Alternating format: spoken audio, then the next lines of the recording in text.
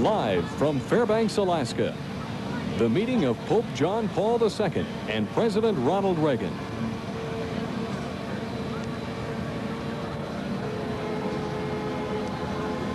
Welcome to International Airport in Fairbanks, Alaska.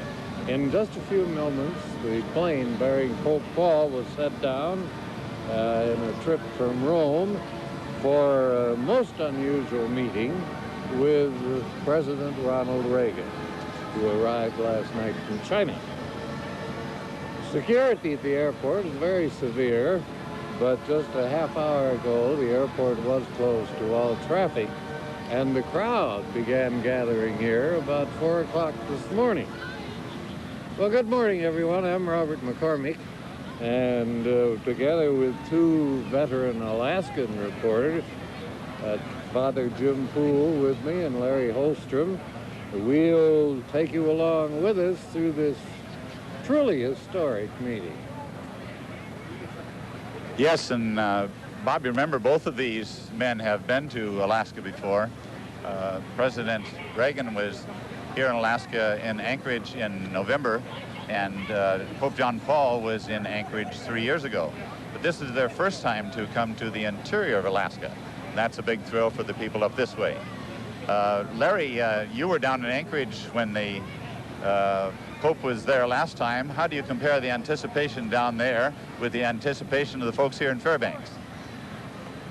Well, there is no doubt, Father Jim, that there is tremendous expectation which precedes the visit of any notable to any Alaskan city. And part of that is because we don't often get world leaders to stop by and visit with us here. Another reason is that once they say they're coming, we want to be sure that they get the best treatment possible. With me is Father Frank McGuigan, who along with a group of other volunteers has been planning this event for months now. And I have to ask you, Father Frank, what's it like finally to have all the planning behind you and this event actually underway now?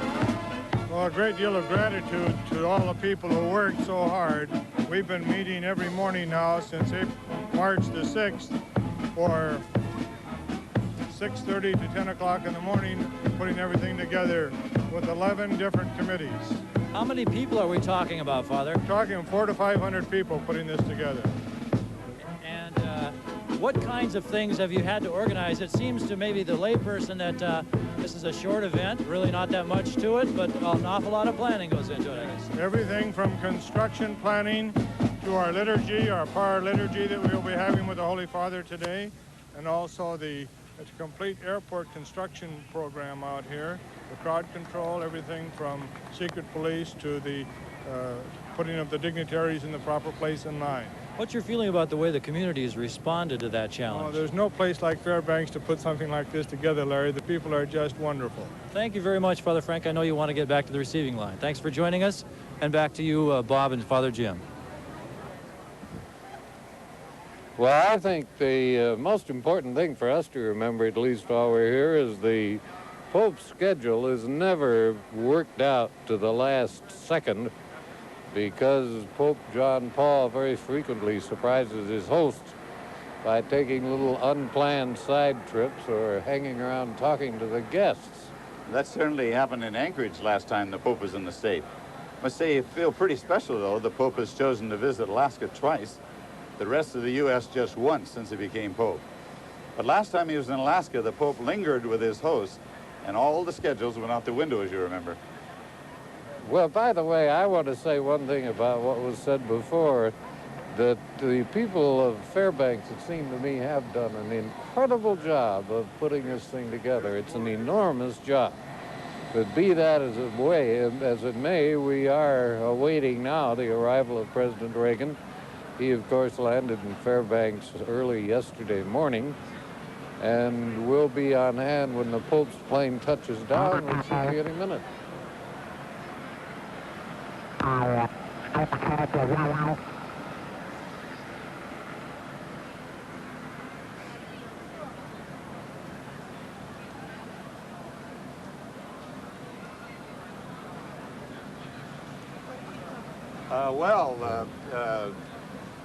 We don't know exactly what is going to be coming off here. I hear Air Italia is circling up there, but they're waiting until the president has arrived before they land here in Fairbanks.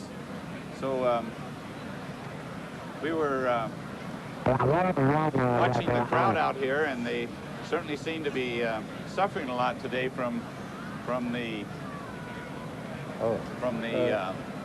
weather. Excuse me, Father Jim. There is a motorcade approaching the airport now, presumably the president. The president's motorcade is approaching the airport. We haven't picked that up on. We have picked it up on the monitor, and we see the flashing lights of all the cars coming along. And I presume then that the Air Italia plane will be landing as they're in direct communication with the motorcade. And it won't be long now until Pope John Paul steps out of his plane and is greeted by the President of the United States. The setup for the day that lies ahead of us is an interesting one. The Bishop Whalen and Archbishop Biolagi, the Apostolic Nuncio from Washington, D.C., will go aboard the Pope's plane and meet him, and then bring him down out of the aircraft and escort him down the ramp to meet President and Mrs. Reagan, who with other dignitaries will be waiting on that traditional red carpet. Then after exchanging greetings, the Pope and President will enter the airport terminal for a private meeting expected to last about 25 minutes. And then after that session, the Pontiff will bid the Reagans goodbye. They'll board Air Force One to fly on to Washington. The Pope will then leave the terminal and go out to visit the thousands of people who have gathered here to see him on this very historic day in Fairbanks. He plans to tour through the crowd by automobile, and then around to the platform to give a brief 15-minute talk to all who have gathered there in a paraliturgy, it's called, a short time of prayer and some beautiful singing by the choirs that have gathered here. Then after a brief talk, he will take time to visit with the handicapped and give his special blessing and encouragement. He'll then make his way back to the airplane. A brief farewell to Pope John Paul will be given by Bishop Whalen, and newly ordained Bishop Kanicki and the Holy Father will be on his way to Korea, his next stop. I see now that the president's plane president's limousine has drawn up in front of the crowd here on the tarmac. And well, this is sort of a peculiar time for the president, because on his China trip, he had two main objectives. One of them was to reestablish some sort of economic communication with communist China, which he succeeded in doing. And the other principal thing was to give wider play to American ideals of democracy and everything. And in that, it didn't work out as well as he'd expected. So I talked to Washington last night, and they said that the reaction there to the president's trip was mixed. Now the president is out of his car. And who is greeting him, Father? It's a little difficult to make out just who is up there. I believe that is, get a little bit closer here. One of the bishops, there's Father McGuigan and Papal Nuncio Piolagi greeting President Reagan and about to take him down. Bishop Whalen is standing close by there, and I'm sure that Papal Nuncio Theolagi has met with the President before. I believe this is the first time that Bishop Whalen has met with the President. The President is down greeting some of the other dignitaries. There goes Hail to the Chief, a sure sign that the President's here. The crowd is all open-eyed, and we're cheering a moment ago as the President stepped out. Those on the front part of the line are luckier, of course, to get a better view. Those in the back are jumping up and down and going up on other people's shoulders, trying to get a view of the President. Senator Frank Murkowski is talking with President Reagan at the moment, standing next to Father McGuigan, with his back to us. Well, the President, as usual, looks totally relaxed. You wouldn't guess he'd just finished a most laborious 5-day trip through Asia, would you? No, he looks in good shape. For some of the pictures that were coming back on the newspaper. Better from shape China. than we, as a matter of fact. Of course, Much better. He hasn't been standing on the tarmac since No. 5 a.m. either. Pope John Paul has had a very interesting life himself. Doesn't seem that long, really. October 16th, 1978, when the Vatican announced to the conclave of cardinals that they had chosen a new leader for the Catholic Church. Karol Wojtyła from Poland, the first non-Italian pope in 455 years. He's not been considered a real contender up at that time, but he was a surprise. Did you notice that Mrs. Reagan is with the President? She was in the picture just a moment ago. Right here. Yeah. She's so small, the Secret Service often hides her. I understand that later on today that Mrs. Reagan and Mrs. Schultz will be also visiting with the handicapped people, which was a nice gesture on their part, and I'm sure they'll appreciate that. We have a somewhat smaller crowd on hand perhaps this morning than had been anticipated, but we have also a temperature 10 to 15 degrees cooler than we'd hoped for, and that may account for a goodly part of it. Unfortunately, some of the people actually left to go home because it was so cold out here. There is a shot of Mrs. Reagan. As you can see, there's an umbrella in the picture. We have a slight drizzle at the moment. I understand that at times when Pope Paul lands, the weather clears. We're hoping that will have some effect today. Well, the Pope's plane should be touching down any moment now. I don't understand really why it's been this long. Well, we'll give a little rundown on Pope John Paul. Karol was born in 1920 in southern Poland, and he lost his mother when he was only 8 years old. And his brother, a few years later, he and his father were alone, and he was 11 years of age. They became very close. He was a very good student, especially in the languages, philosophy, but he loved sport, especially skiing, which he does to this day. In fact, weren't you telling me, Bob, that he had been spotted incognito? The Italian papers said that he had been spotted up in the Italian Alps skiing incognito, yes. No one knew he was there, but he was having a good time. Anyway, Karol's father died in the first year of World War II. Hey, there's the plane now spotted, Air Italia. And Pope John Paul will be landing momentarily.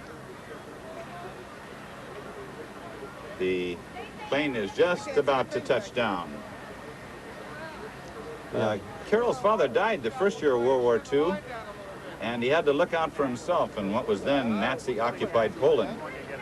2 times he came close to death. Those incidents, the death of his father, made him think seriously of his life, and then he began to think about entering the priesthood. He joined the underground seminary, 1942, because to study openly for the priesthood. The Pope's plane is down. Rather cool. The crowd is tumultuous welcome here, which of course he can't hear. Famous Air Italia red and green insignia. The Pope uses a chartered plane, by the way. He does not have his own. So we have a meeting today of two ex-actors, I understand. That's right. Both President Reagan for many years is in the movies, and Pope John Paul, who has a devout interest in dramatics and has written some dramatic productions. So they'll perhaps have something more to talk about than politics in their meeting today. Some of those works have been recently reprinted, Father Poole. I don't know whether you knew that or not. I don't know whether they've appeared in English. I know they have in Italian. Yes, some of his poetry especially has been printed in English. Maybe later on today we'll get a chance to read through one or two of those. There's one that he wrote the first year he was ordained a priest that was kind of touching. Well, we're waiting here for the plane to taxi around. On August 6, 1944, the Gestapo agent descended on Pope John Paul's hometown and arrested all the males between 15 and 50. But he escaped and remained in hiding in a seminary until Poland was liberated in 1945. In 1946, the year of his ordination, he went to Rome to continue his studies. 2 years later, went home as a parish priest. Later, he became a teacher in a seminary, but that was closed by the communists. 2 years later, became a bishop. In '62, he opened the Second Vatican Council. In another 2 years, he was named Archbishop by Pope Paul VI, later a Cardinal in 1967. He took part in the Bishop's Synod in '71 and '74. He was named to the Council the General Secretary to the Synod. 4 years later, Pope John Paul I was elected Pope, only to suffer a fatal heart attack within 1 month. Then the cardinals gathered again and an announcement was made. Conclave had elected the first non-Italian Pope since Adrian VI in 1523. Excuse me, Father Poole, I think it's worth pointing out here that a lot of people who are listening to us in the States, in the lower states, may think Fairbanks is a pretty isolated, remote spot. But actually, a number of presidents have been here, going clear back to Warren Harding, who died in San Francisco on his way back from Alaska. And Hoover was here. I don't know whether he was then president or whether he was Secretary of Commerce. And Franklin Roosevelt, of course, went the Aleutians and went to Anchorage, I believe, during World War II. And President Johnson was here, Nixon was here, Ford and Carter and Kennedy, I believe. John Kennedy was then a senator, John too. Kennedy was here in 1958 when I was in high school in Fairbanks, and the schools had an opportunity to go listen to him speak. None of us really were familiar with who he was, and I didn't go. And I always kicked myself for not going to that event. Well, he came up to elect Democratic senators primarily on that particular trip. But Fairbanks is not the godforsaken outpost that a lot of Easterners think. Of course, so many Easterners think that there's nothing of the United States except what borders the Hudson River. Well, who knows? Pope John Paul may appreciate the weather today. He likes water. He built a 25-meter swimming pool to work off excess energy, and he does a daily 2-mile walk, gets in a lot of physical exercise every day, loves to travel, delights in the beauty of nature. In fact, he insisted, I think, on a change of night travel to day travel to his first visit to Alaska so he could see the beauties of the great state, but perhaps the clouds today have cut a lot of it out.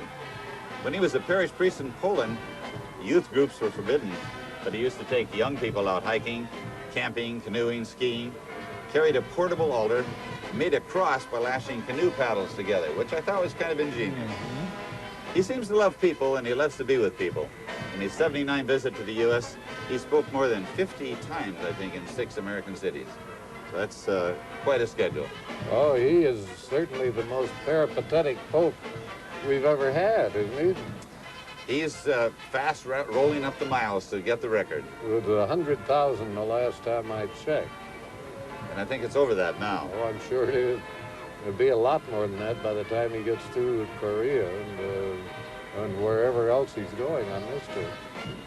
Governor Bill Sheffield of Alaska has joined Senator Frank Murkowski and some other local dignitaries with President Reagan as the Pope's plane taxis toward them.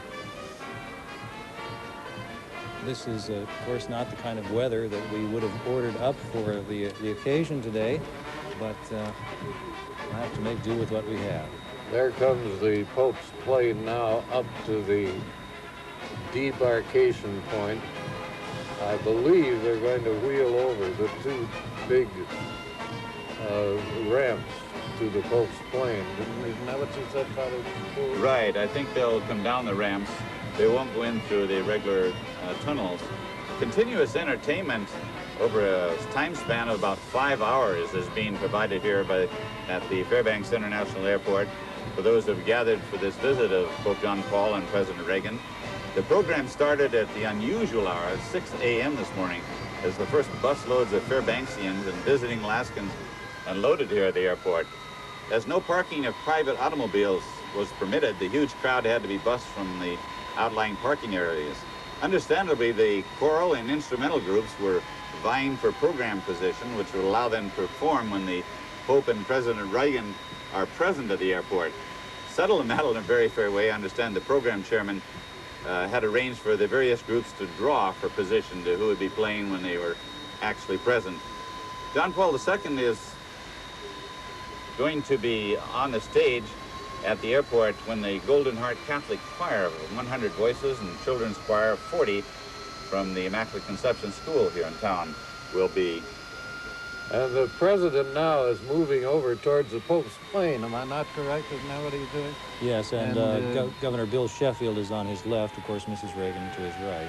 Yeah, and he will escort the Pope inside himself.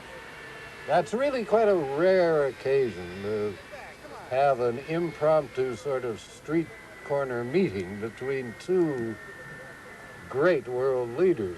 It's the most remarkable thing. My understanding is that... there goes the ramp now, excuse me, up to the plane to get the Pope off.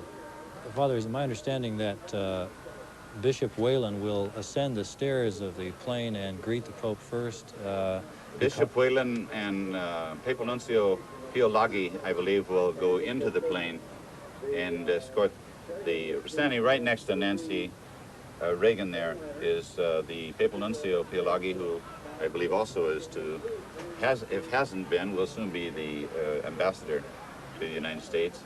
And they will go into the plane and lead the Holy Father down to meet the President first, then the other dignitaries that are gathered along the red carpet. And usually it takes a little longer to get those transports into place than you would expect. I think another thing worth noting here is that this is the first formal meeting, if this can be called a formal meeting, between the President and the Pope, since we, after years and years and years, hundreds of years of squabbling, finally did recognize the temporal quality of the Vatican and elevate our mission to the Vatican to an ambassadorship. It really is an event which means a tremendous lot to the Vatican. Pope John Paul and President Reagan met once before in 1982 in Rome. I'm not sure how long that visit took place, but they had a good visit at that time. But their relationship has been very congenial. And I think that was pretty evident in the closing words of the Pope during his Anchorage visit. At that time, he said, "I want to thank you for the kind reception, warm hospitality you've extended to me. I'm grateful to all those who generously assisted in the planning and organization of this day." The Vatican press now is coming from the plane, I believe, and of course the Pope would not be the first one off. They sort of have to get rid of the trash first. I didn't mean that literally. Shame on you. And there the President and Mrs. Reagan now are approaching the ramp. The Pope last time in Anchorage had said, permit me also to add a special word of gratitude to President Reagan, to extend a personal delegation to meet him there in Anchorage. And now the Papal Nuncio Pio Laghi and Bishop Whalen are ascending the stairway and going into the Air l'Italia plane. And momentarily we can expect them to come forth with Pope John Paul in his first visit to the interior of Alaska. This is, of course, a matter of protocol, as I understand it, for the appropriate members of the clergy to have the first contact with the pontiff prior to the president's speaking with him. Is that correct? Usually the hierarchy that is highest in this country right now would be the papal nuncio Piolagi and the resident bishop. I understand that very soon after meeting the president and Mrs. Reagan, there's the Holy Father now. He should give his symbolic greeting. Let's see if he kneels down this time to kiss the land of Alaska. Sometimes he does this, sometimes he doesn't. But it's, you can never predict what he's going to do, so you just have to watch. Now he's walking directly over to meet the president and Mrs. Reagan. And this beats a delegation. They're here in person to meet him this time. So I think they'll start walking down the red carpet now and meet a few other people. Well, among his many other accomplishments, of course, the Holy Father does speak English. The children are now presenting the Holy Father with a bouquet of beautiful flowers.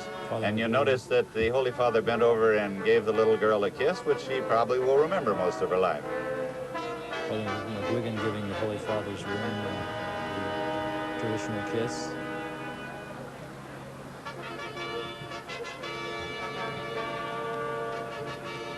And this has to be a tremendous thrill for someone like Father McGuigan, who is, I guess what you would say, a parish priest, although he's involved in a number of other activities around the Fairbanks area. He was very, very thrilled and excited that he would be right in the midst of things today, and he's worked very hard in the preparations for this visit, so I'm sure that it is a big moment for him. Standing just to the right there with the red magenta hat on is Bishop Kanicki, who was just ordained yesterday, probably the world's newest bishop, and this is a big thrill for him too, I'm sure. Now, if you guessed from the name Kanicki, that's 100% Polish on both sides of his family. So I don't think he speaks Polish, but I'm sure that's a little touch the Holy Father would enjoy. He's had quite a couple of days, hasn't he? He really has. The only thing that could have topped is if the Pope had arrived a day earlier and had done the job himself. Yes, I thought that when I saw the word of the ceremonies. The Pope does move down the receiving line now, does he not? Yes, I think he will. Right now is meeting most of the 11 bishops who have gathered here, and 2 archbishops, and after that, I'm sure the dignitaries of the state dignitaries and the city dignitaries will be introduced both to the Pope and to the President. Secret Service men, of course, much in evidence. Yes, there's an extraordinary load of Secret Service men this time, and indeed they have 2 of the most precious people in the world to protect, and particularly since there have been reports, at least, that there have been threats against the Pope's life, and of course the threats against the President's life have led to all sorts of intense precautions around the White House with barricades and all additional uniformed police and everything you can conceive of. So this is, I think, estimating the crowd is going to be difficult because by the time we subtract the Secret Service, we won't really know who's here. A little difficult to tell who's being introduced to whom right at the moment. Bishop Whalen doing the introducing. It's a little hard in that crowd with people pressing in like that. The entourage that came along with Pope John Paul has some rather interesting sidelights.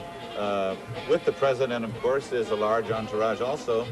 But with Pope John Paul comes His Eminence Agostino Cardinal Casaroli, who is the Secretary of State for the Vatican.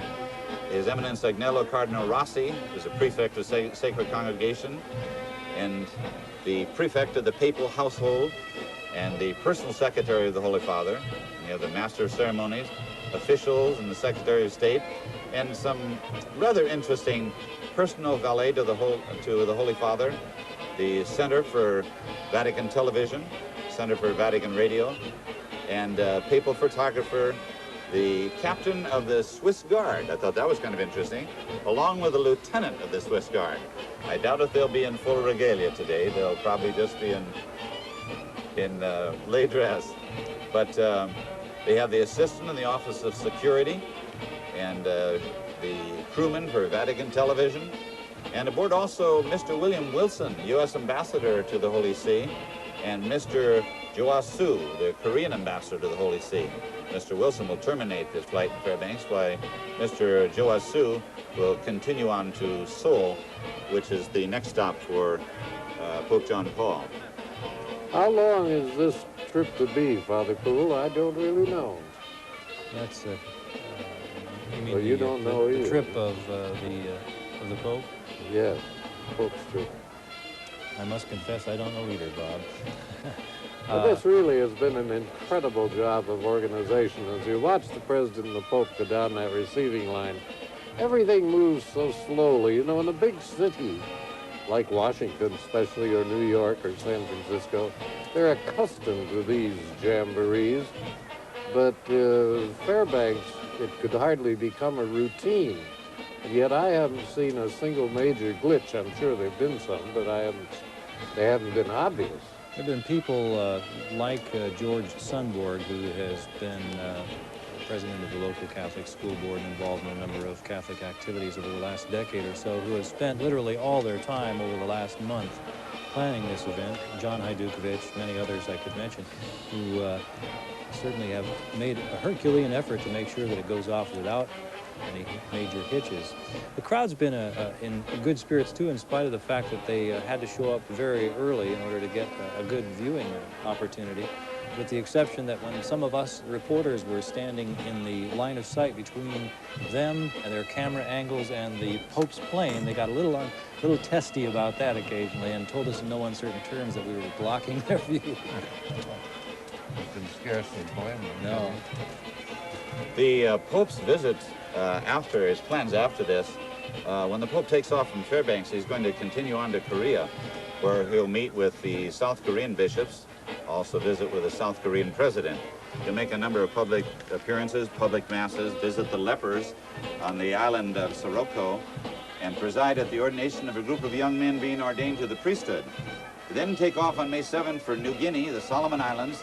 He'll visit a prison, among other activities. Then on to Thailand, a public mass there, a visit with the king. Then on to Bangkok in more bishops' meetings, ordinations, visit to a refugee camp. Then a meeting with the Supreme Buddhist Patriarch. That should be interesting. And then on to Rome, arriving home around May 11th. The Pope has scheduled a trip to Switzerland from June 12th to June 17th to attend the Swiss Episcopal Conference, and from September 9th to 20th, the Pontiff will visit Canada. One of his appearances during that period will be in British Columbia to say an outdoor mass before 500,000 people at the Abbotsford Airport, 45 miles east of Vancouver, on September 18th. We have a number of interesting little sidelights. The red carpet that the Pope and President were standing on was provided by local officials here in town at a cost of some $15,000. Excuse me, but now they are mounting the podium to address principally, so far as I can see, the collective press out there rather than the crowd as a whole. Do you? I guess the larger audience would be that one. This is the first time the audience, actually, except for those right in front, have had a real chance to see either the Pope or the President, so the cheers went off. I think we'd better be quiet now so we can hear what the Pope and the President have to say.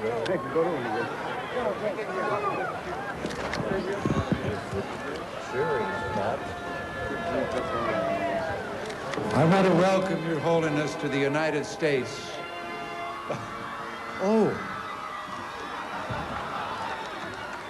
Little minor gaffe as the President begins to speak and the band plays instead. Got the national anthem. I'm glad to see that we're not the only ones who occasionally miss our cues.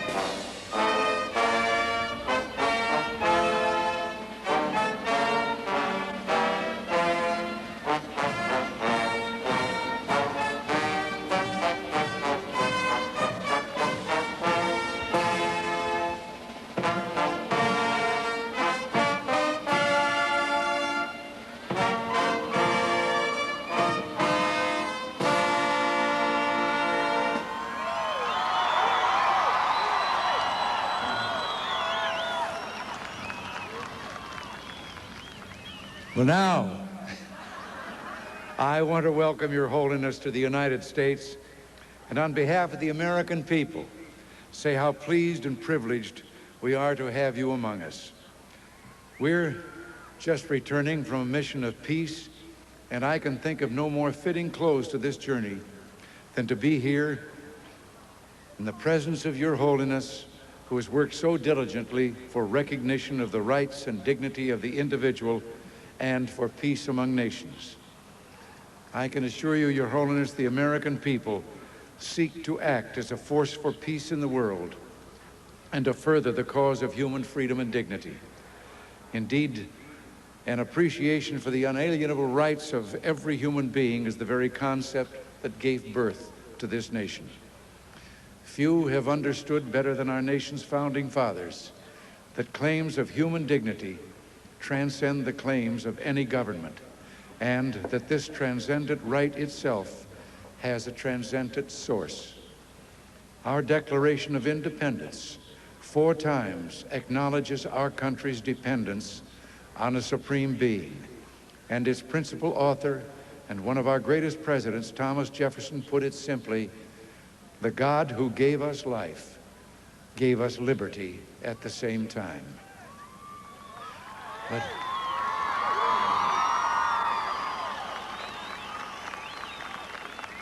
But no one knows better than Your Holiness that the quest for human rights and world peace is a difficult, often disheartening task. In the face of turmoil and tragedy in our world, we must always remember the central message of your own ministry, that the quest for peace begins with each of us. When I began this journey on Easter Sunday, I asked the American people to join me in a prayer for peace, a prayer that the nations of the world would renounce the agony of and heartbreak of war and learn to live in love with each other. We must never underestimate such efforts. Far more can be accomplished by the simple prayers of good people than by all the statesmen and armies of the world.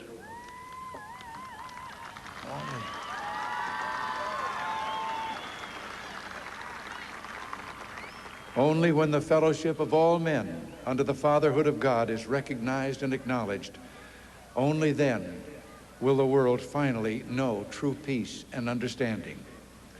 To us, Your Holiness, the Holy See and your pastorate represent one of humanity's greatest moral and spiritual forces, and your visit is particularly significant, coming as it does soon after the reestablishment of relations between the Holy See and the United States. For over a century, we maintained warm and fruitful but informal relations. Now we have exchanged ambassadors, and we hope to build on this new relationship to our mutual benefit and to the benefit of peace-loving people everywhere. In a violent world, Your Holiness, you have been a minister of peace and love. Your words, your prayers, your example have made you, for those who suffer oppression or the violence of war, a source of solace, inspiration, and hope. For this historic ministry, the American people are grateful to you, and we wish you every encouragement in your journeys for peace and understanding in the world. I also want to say how grateful I am for this opportunity to meet personally with you to discuss matters of vital concern to the Holy See and to the United States. We deeply value your counsel and support and express our solidarity with you. On behalf of the American people, I welcome you and I extend to you our warmest greetings.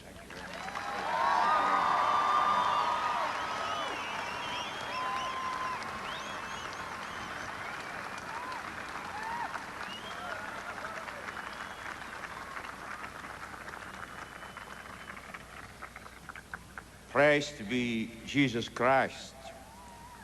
Mr. President, dear people of Alaska, esteemed citizens of America, it gives me great pleasure to visit Alaska once again.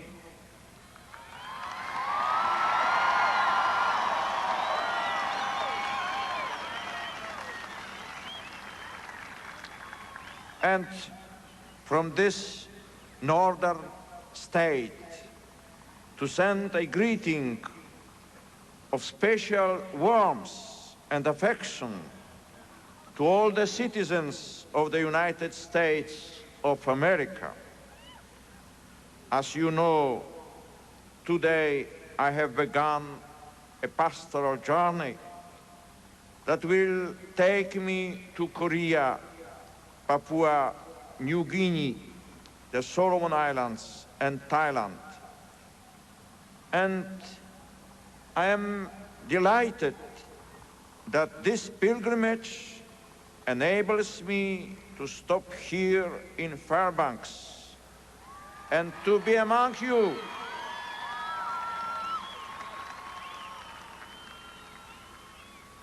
I am deeply honored by the presence of President Reagan, who himself is just returning from an important trip to China. Mr. President, I thank you for your kind welcome on my arrival, and I wish to reaffirm through you my friendship and esteem for all the citizens of your great nation.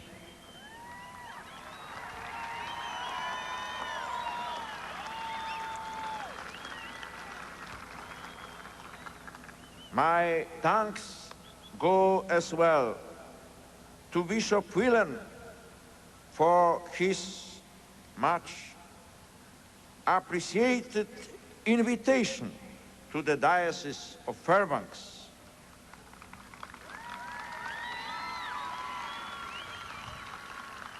I also extend my good wishes to Bishop Kaniecki,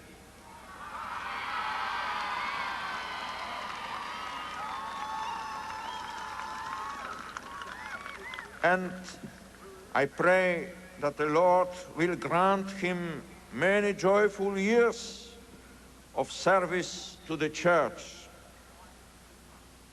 I would also offer a word of greeting to the cardinal and bishops of the United States Episcopal Conference, who have shown their fraternal union with me by coming here on this happy occasion. When I arrived on my first visit to your beautiful state, dear people of Alaska, and it is beautiful, your state.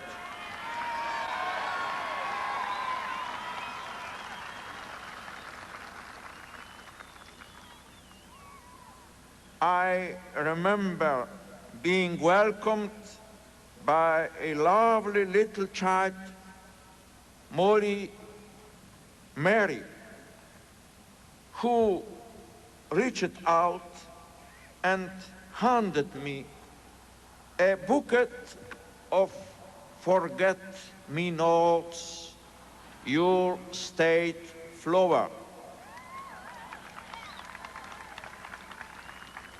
Shortly afterwards, that little girl was called home to her heavenly Father. But her loving gesture is not forgotten, and her memory is held in blessing. I found in what she did at that time a living truth about the people of the vast Alaskan territory, that in your thoughts and in your prayers you remember the Pope. Today I am here in person to give you the assurance that I have not forgotten you. Even when I am miles away, I hold the people of Alaska and those of the whole of the United States close to me in my heart.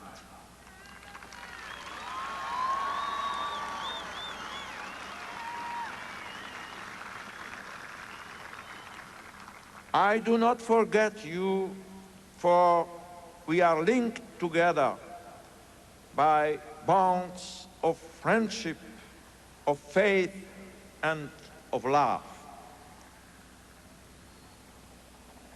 In some ways, Alaska can be considered today as a crossroads of the world.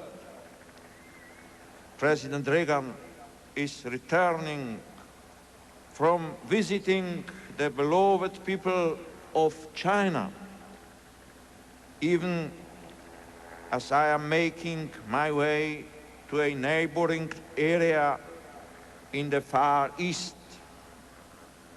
The city of Fairbanks reminds us also of another direction, for it is called the heart of the Golden North.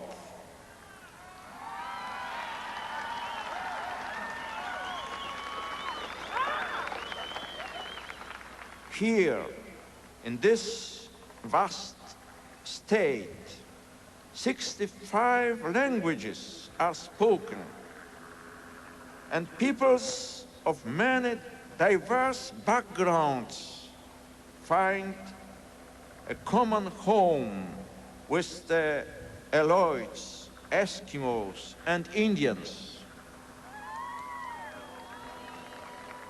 This wonderful diversity provides the context in which each person, each family, each ethnic group is challenged to live in harmony and concord, one with the other.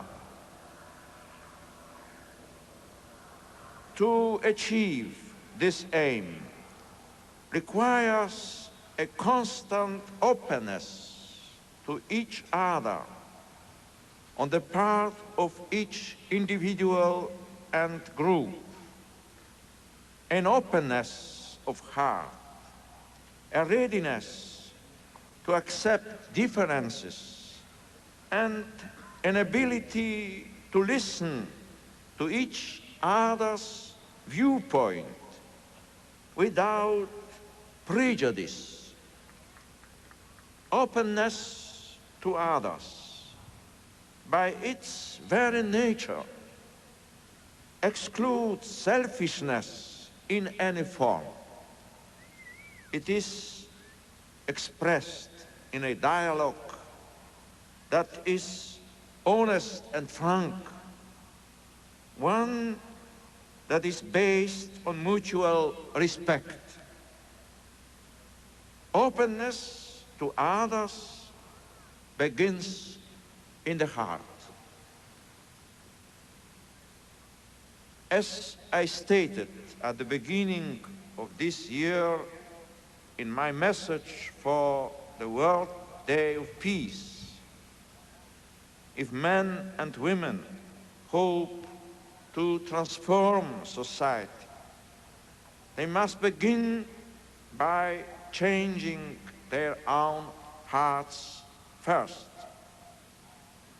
Only with a new heart can one discover, rediscover clear-sightedness and impartiality with freedom of spirit, the sense of justice with respect to the rights of man, the sense of equity with global solidarity between the rich and the poor, mutual trust and fraternal love. Here in Fairbanks, you have the opportunity to rediscover such values and to express them in your harmonious relationship with your neighbor, which reflects the stupendous harmony of nature which pervades this region. May God grant you the strength to express this harmony in your own lives, in your relationships with others. May He give you the courage to share generously and selflessly the blessings that you yourselves have received in abundance. God bless America.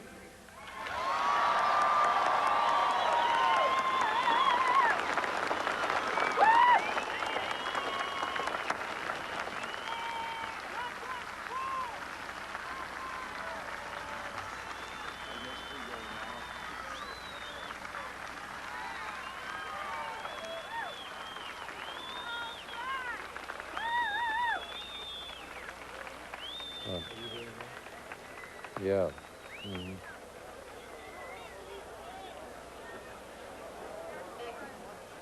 President Reagan and the Pope have just finished their remarks aimed primarily at the press, but actually, of course, heard by the thousands of people here. They now go to the President and the Pope now go to a private meeting in part of a new section of the airport that's just been opened here in Fairbanks. And while they are in that meeting, Mrs. Reagan and Mrs. Schultz, the wife of the Secretary of State, are scheduled to go among a group of disabled people that were assembled here, some very old, some very young, some just old people in wheelchairs, and some crippled children.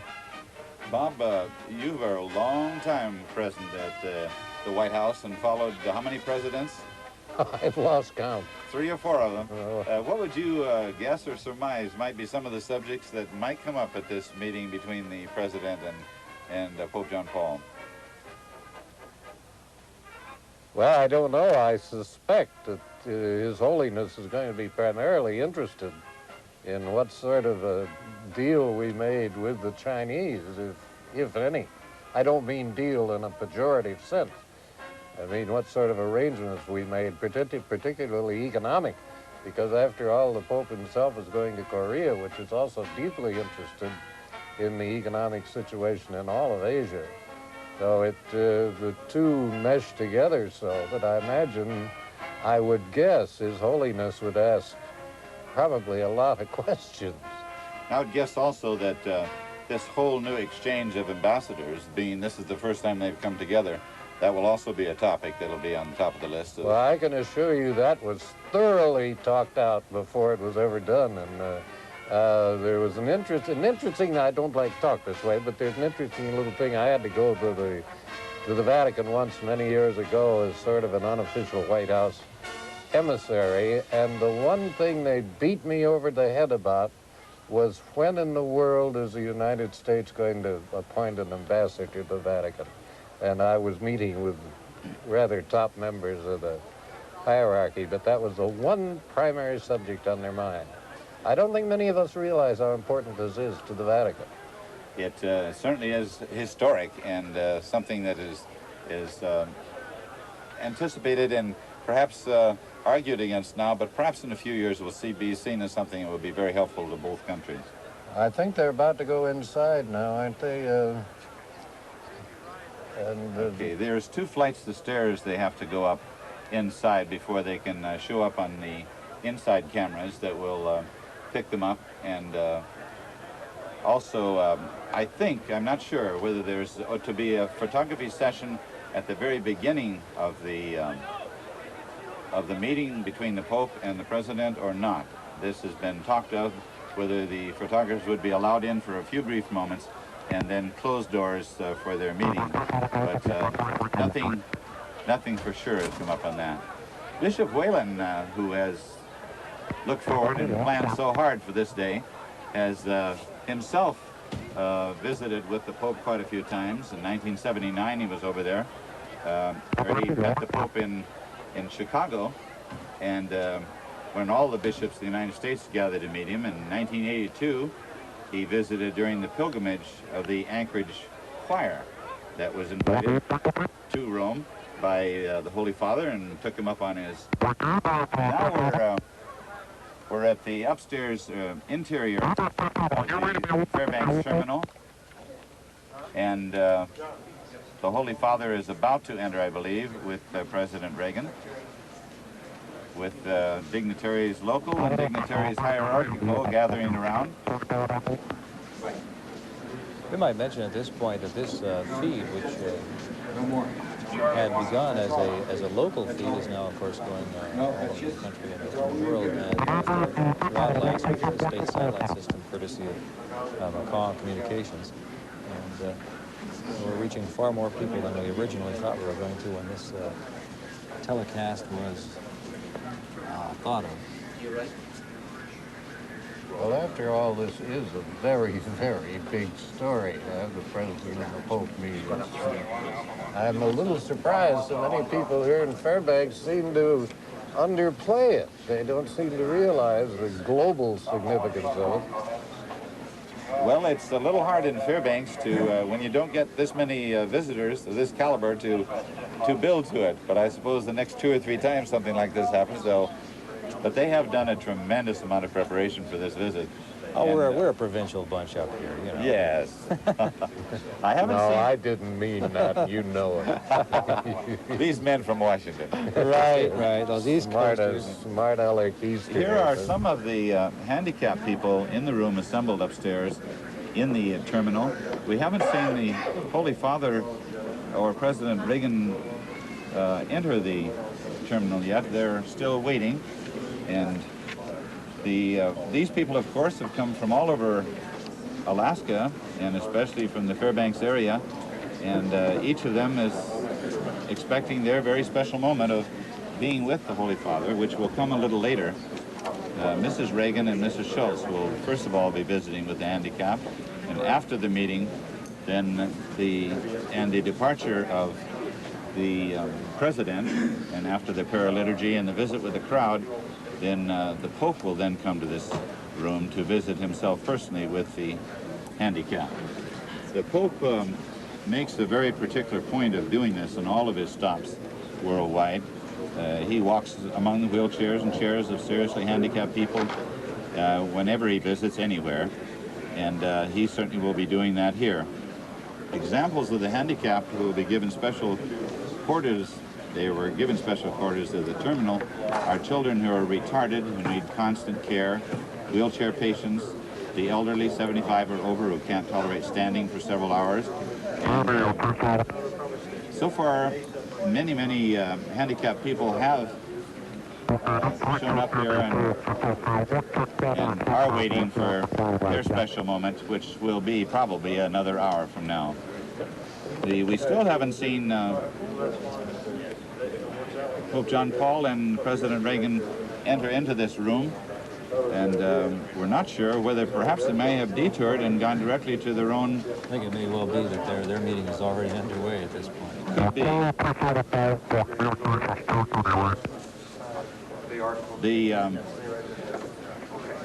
As I was saying a little bit earlier, Bishop Whalen had enjoyed a visit with Pope John Paul, and but they will be going in 3 waves, I understand. So when?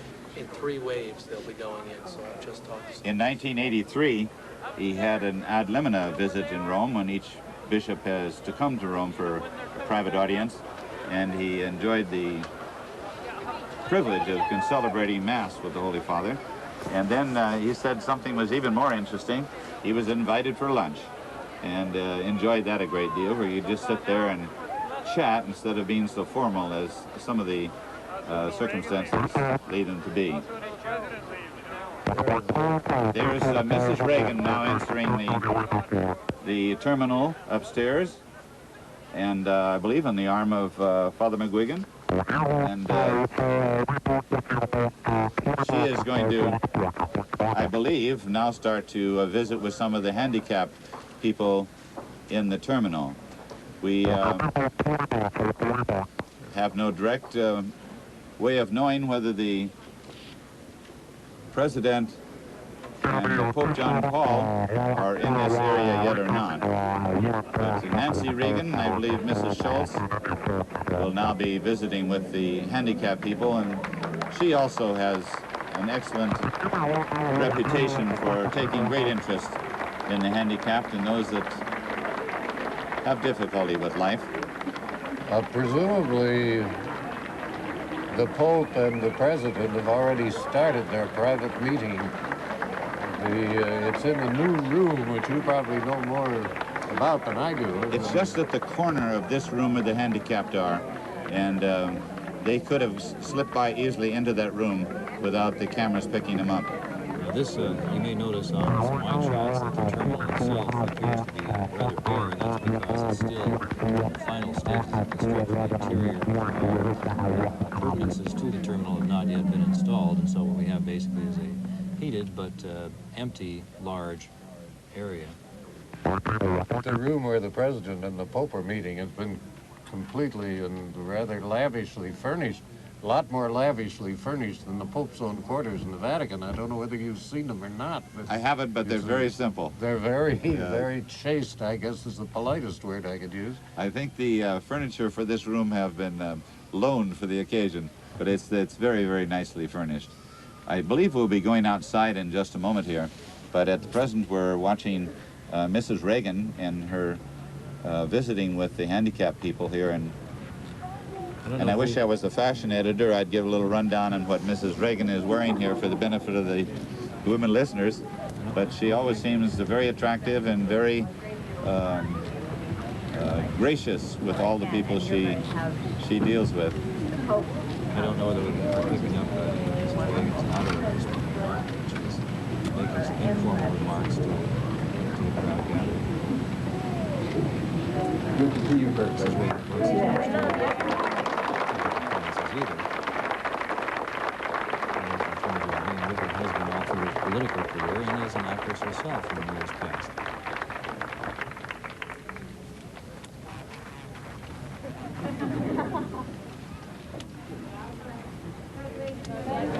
Difficult to get really good camera angles on some of this because of the number of people who...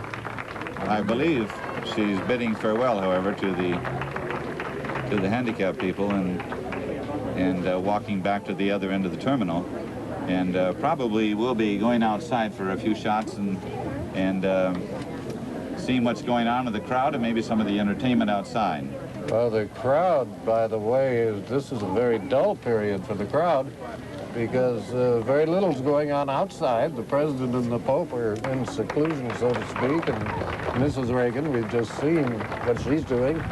And furthermore, there is a little sprinkle of rain coming down now to add to the cold discomfort. I believe the entertainment committee will get rolling on the main platform over there for the outside entertainment here during this 25-minute hiatus in the programming when the Pope and the President are conversing in their room. And obviously we didn't get that first photographic session at the beginning of that meeting. That didn't come about at all. No. We're outside now and looking at the choir that is about to give us a rendition. And this is the Catholic choir from the city, made up of many different choirs. Can we have your attention, please? We have a little lost girl up here, Agnes David. Agnes David. If you come to the center, walk way over here. Not the first time today that an ad has gone out for a child that has lost the hand of mother or father and is wandering around with tears in eyes, thinking forever they will never be found. But they do a good job of locating them. Now Nancy Reagan is is walking down with her entourage and some of the Secret Service men, and I believe heading I think back. she's heading back out of the terminal, and I don't know where she's headed. Where she will spend the next 25 minutes is anybody's guess. They probably have a room to the side here where she'll be waiting until over in the far end of this room is the room where President Reagan and John Paul are having their conference.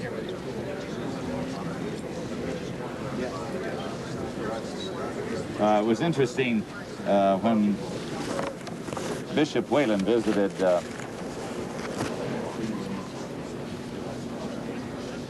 it's interesting when Bishop Whalen visited the Pope in 1979 at limina visit, he brought a carved ivory polar bear with him, and he was still there a few days later when John Paul I died, and that was when he was visiting John Paul I, and then he left just before the election of John Paul II. He was already out of the Holy City when that happened.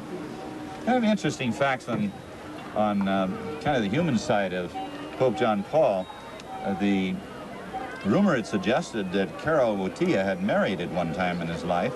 That's a report the Vatican had emphatically denied. Similarly, a report that he had at least one steady girlfriend, and that has yet to be substantiated. But the very sensitivity of the problems of love and marriage in Carol Wojtyla's later writings, especially Love and Responsibility, has been cited to explain the persistence of the rumors that he had been married to a girl killed by the Nazis. His Holiness himself has a teasingly oblique reference to this aspect of his life when he was in Poland this year. He abruptly stopped a reminiscence of his family with, "Well, that's enough of the past. I'm not going into details." There are a lot of reporters around ready to investigate, however. Matters of the heart and youth should be left to God, who calls human beings at different stages in their lives. And so we finished that interview. You'll notice that Pope John Paul always meets with the handicapped people in his travels, and that is something that is always greatly appreciated, his interest in those who are less fortunate. He will visit leper colonies, refugee camps, and such places along the way. He is a priest, he's an actor, he's a linguist, he's a philosopher, he's an athlete, and he's a statesman. And rather amazing, the thing that to those who have watched the son of a poor Polish soldier rise to the chair of St. Peter is that John Paul has somehow emerged with such traits into a personality described as remarkably balanced. He has integrated very well the spiritual, physical, and psychological, and such breadth allows him to move comfortably in wide circles and receive visitors from all walks of life. The staid afternoon Wednesday audiences of former days of 20,000 people in St. Peter's Square have turned lately into a lively, spontaneous performance hosted by a born showman. And that born showman, indeed, when he was in college, Carol, for a time, wanted to be an actor and played several parts on the stage. He has written 6 plays, including one in 1964 when he was an archbishop. Now I believe we are going to get a shot of the private meeting room where the Pope and President Reagan got together. I believe that's correct. Well, I don't know. Nothing coming up here. Well, the press, which went into the room, I guess, for the usual photo opportunity, as it's so euphemistically called now, came out of the private meeting room, and that's what I was basing my wild guess on. I see. I noticed that at least one dog has come out for this occasion. There come the press now out of the private meeting room, I believe. Matter of fact, some of them I recognize. The private meeting room just down the hall from the handicapped room, and they did have that before they start talking press conference type of thing where they pose for pictures together and get a chance to get those pictures in. And the doors are closed, and they go into their own private discussion. The band is making a valiant effort to hold the attention of the crowd, meanwhile, outside, as they wait for the conclusion of the meeting and the proceeding of the ceremonies once again, playing a continuous round of music for those who are hardy enough to maintain their positions outside, as we have a slight drizzle and a temperature somewhere in the, I would say, probably the low 40s by this point of the day. It's probably around 38 out there, and that rain makes it about 32 one time it soaks in on you. You know, writer James Michener recalls a joint television appearance that he made with Cardinal Wojtyla. That was before he became Pope. And afterwards he said, Michener, how did I do? Do you think Hollywood will call him? And Michener added, on the occasions the two spend time together, we usually end up laughing uproariously. Others attest to the pontiff's fondness for one-liners, often self-deprecating, sometimes salty. The Pope even allowed Marvel Comics to print a version of his life story for children. I believe when this part is over, the President and Mrs. Reagan go directly back to Air Force One, do they not? And, yes, and take off. They'll depart before the paraliturgy begins, as I understand it, and that's scheduled to be about a half-hour service composed of some hymns, some scripture readings, and a relatively brief 15-minute homily. And the conclusion of that ceremony will be some more hymn singing, and then the pontiff will be on his way. But the next thing scheduled really is for the Reagans to get back on their own plane. Am I right? Yes, and well, I have the opportunity, I might just mention for those who are watching here within Alaska, that some local folks that I mentioned earlier, the Hajdukovich family, John and Marcia Hajdukovich and George and Doris Sunborg, were a couple of the folks who had a major role in planning this activity for the Fairbanks area, and our hats are off to them as they've done an outstanding job of choreographing things here today. I mentioned too that at some point in the proceedings, as I understand it, the Pope will be presented an oil painting of Mount McKinley by Alaskan artist Ernest Robertson as a gift from Bishop Whalen to His Holiness.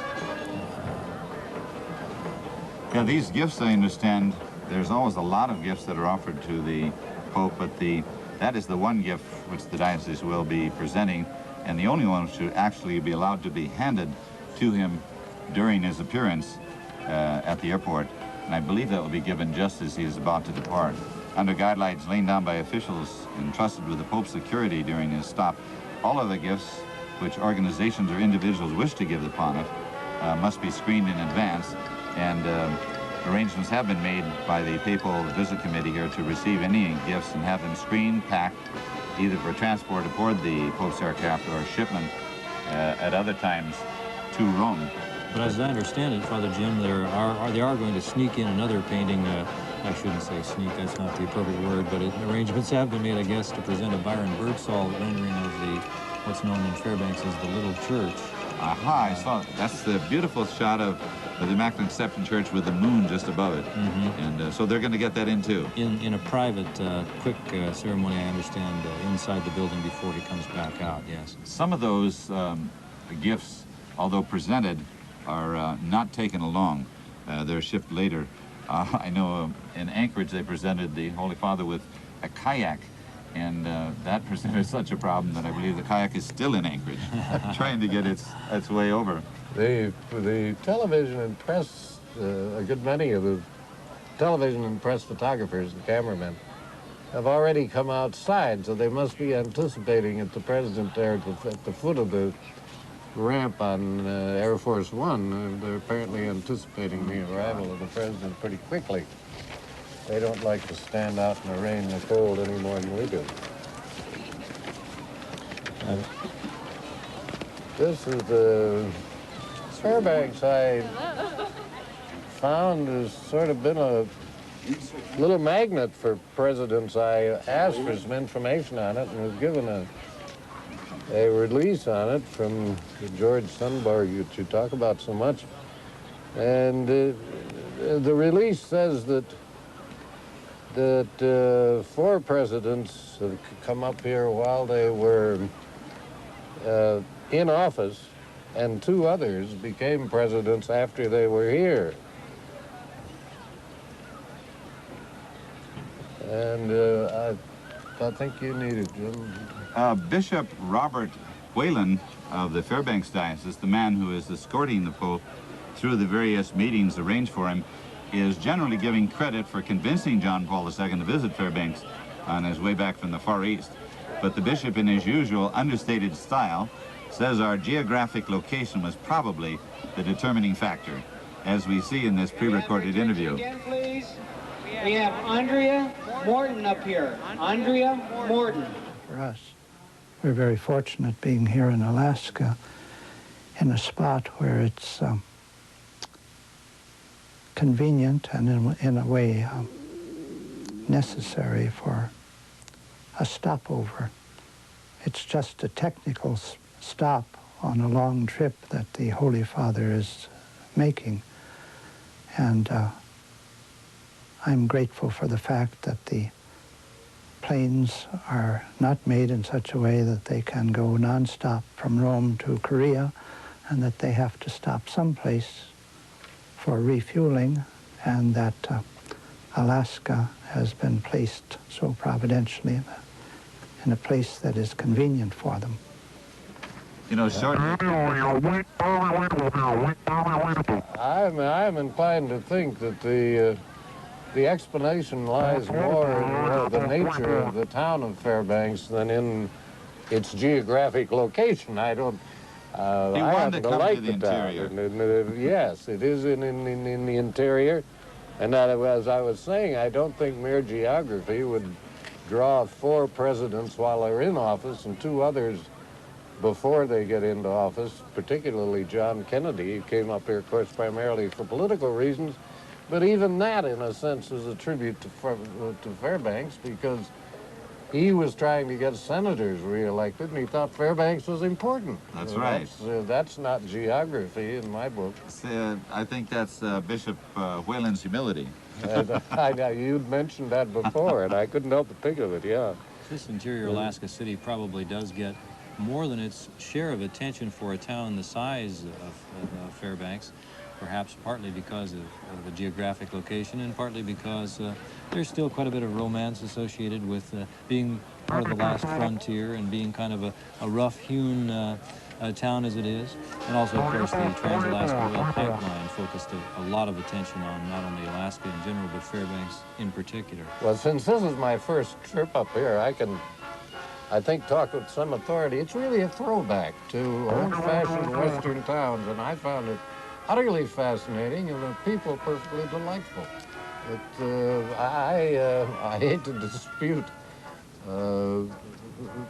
anybody, but I don't think geography has a heck of a lot to do with it. As a matter of fact, Fairbanks is way the heck and gone away from everything, isn't it? You have to fly a bit out of your way to get to Fairbanks. Yeah, it's not exactly en route to any place. Well, of course, it is a refueling stop for trips to the Orient, and it could have been just as easily Anchorage rather than Fairbanks. Exactly. But I think the reason they chose Fairbanks was because the Pope had been to Anchorage before. So, and I think that Bishop Whalen's request made sense to the Pontiff and his aides in terms of a new locale that had not been visited before. It's really, in terms of air miles, inconsequential in the difference between this city and the larger city of the South Anchorage. When you're going that far, anyway. Yes. When the Pope comes out, Pope and President Reagan come out, the Pope will escort President Reagan to his plane, and I'm sure they'll give a final wave together. And the President and his plane will then depart, and the Pope will get in the Pope-mobile, as they like to call it, and start his visit throughout the crowd. All throughout the vast crowd here, there's a roadway that's laid out, and the Pope will make his way in the car all the way through that and back up to the platform again, so that all the people in the crowd will get a chance to see the Pope close up, and he will not be standing up as he was in the Anchorage Pope-mobile. I think security is a little bit tighter than it used to be, so he will be in the limousine inside, but it's one of those that is multi-glassed, so everyone will get a good chance to see the Holy Father. And then he will return then to the platform for the brief paraliturgy, which is a moment of prayer, some liturgical songs, and a brief talk by the Holy Father. And then from then he'll proceed again, I believe, with the limousine through the crowd and return over to the interior of the terminal to bless the handicapped people. I would assume that the reason that this is a paraliturgy rather than a mass proper is because President Reagan is part of these proceedings, and it would be perhaps a bit awkward to conduct that kind of formal church service under those circumstances. Well, I doubt whether that would have stopped the Pope. I think if he had time and time had been planned, he would have asked the president. Repeat. Okay, we're getting some communication from the booth right at the moment, which is a little disruptive occasionally, but we're just moments away from the beginning of the next part of our proceedings here. So while we're waiting for that portion of the program to get underway, we might just again thank McCaw Communications for making this feed possible today, not only throughout the state of Alaska and through the state satellite service, but to other parts of the lower 48 as well. Okay, the crowd today is not as large as was expected. I haven't heard any official estimates. A lot of people came out. Some had returned home because of the very chilly weather once they had seen both the President and Pope John Paul. But there's still a large number of people out here still waiting for that kind of personal glimpse of the Holy Father as he makes his rounds in the automobile. The problem of moving so many people out to the airport today, somewhere in the neighborhood of almost 10% of the population of the state, was a problem many grappled with for the past several months, and each of the volunteers on that transportation committee helped coordinate a different portion of the solution. Spokesman Ron Howenstein explains. The major transportation problem we face is the fact that the airport's going to be closed to private vehicles. So the challenge that the transportation committee faces is how to move 40 to 45,000 people with 130 buses that have a seating capacity of about 8,000. Well, in order to get people in place between 9:30 and 10 o'clock, that means we have to have full buses beginning at 4 o'clock in the morning. So 8,000 people are going to have to be standing on Airport Road ready to get on a bus about 4 a.m. And it's been really an experience for me to watch the transportation committee at work and see people spend 8 to 10 hours a day on a subject like that, and then go to their regular jobs and spend 4 or 5 hours in the evening trying to do the regular work. I think what's at work here is that, you know, we Alaskans don't like to be told we can't do something, and we're out to prove that we can do it. And the team that's been pulled together, they're going to pull it off. Well, you'll notice the nice sunny weather at that interview. If we could only stretch that a few more days and had warm weather today, it would have been delightful, but it doesn't always happen, so we make the best of it as we can. Remember the visit to Anchorage of Pope John Paul back 3 years ago. He had stretched his globe-girding horizons to include that Thursday down there in Anchorage, and was greeted by thousands there that turned out to see him.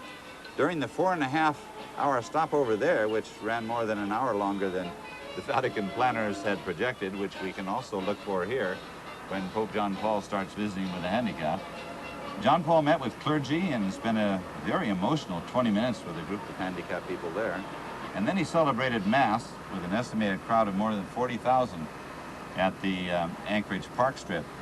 That well-coordinated visit, first ever to the state by any pope, saw the pontiff move smoothly from Anchorage International Airport to the city center and back in a little over 4 hours and 36 minutes, carrying him in a black limousine and a white pickup truck through crowds that sometimes stacked up about 6 deep along roadways and streets.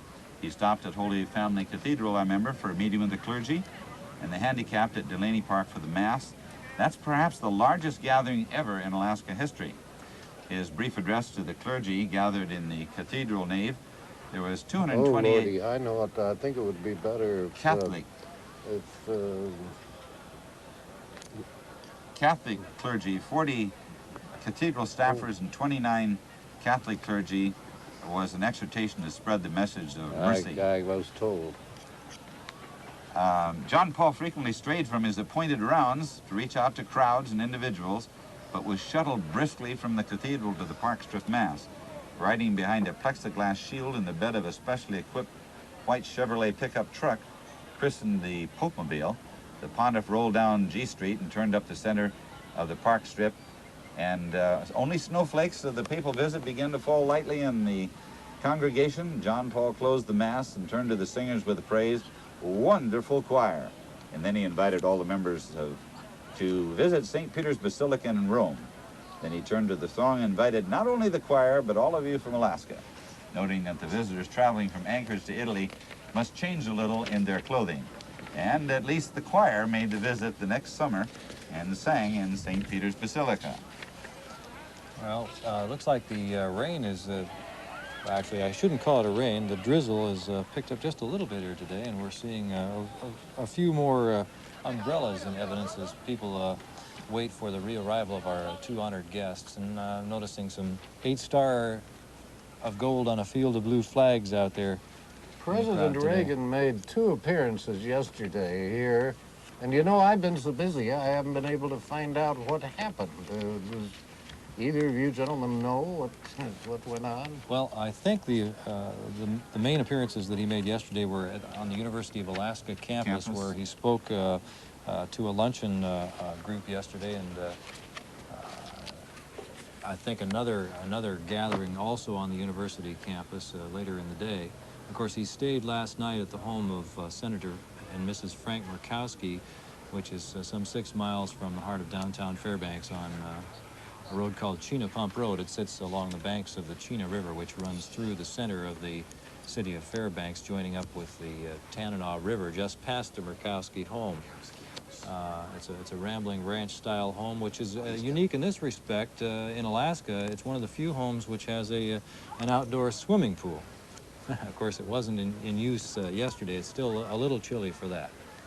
The view from the windows of the house, did you get a quote on those today? I was looking at a clip from the press pool, making some sort of rather wry comment about the fact that the view out the window of the Murkowski's home was not the most aesthetically pleasing they had ever seen. I don't think that'll probably make the pages of the New York Times. So we'll see.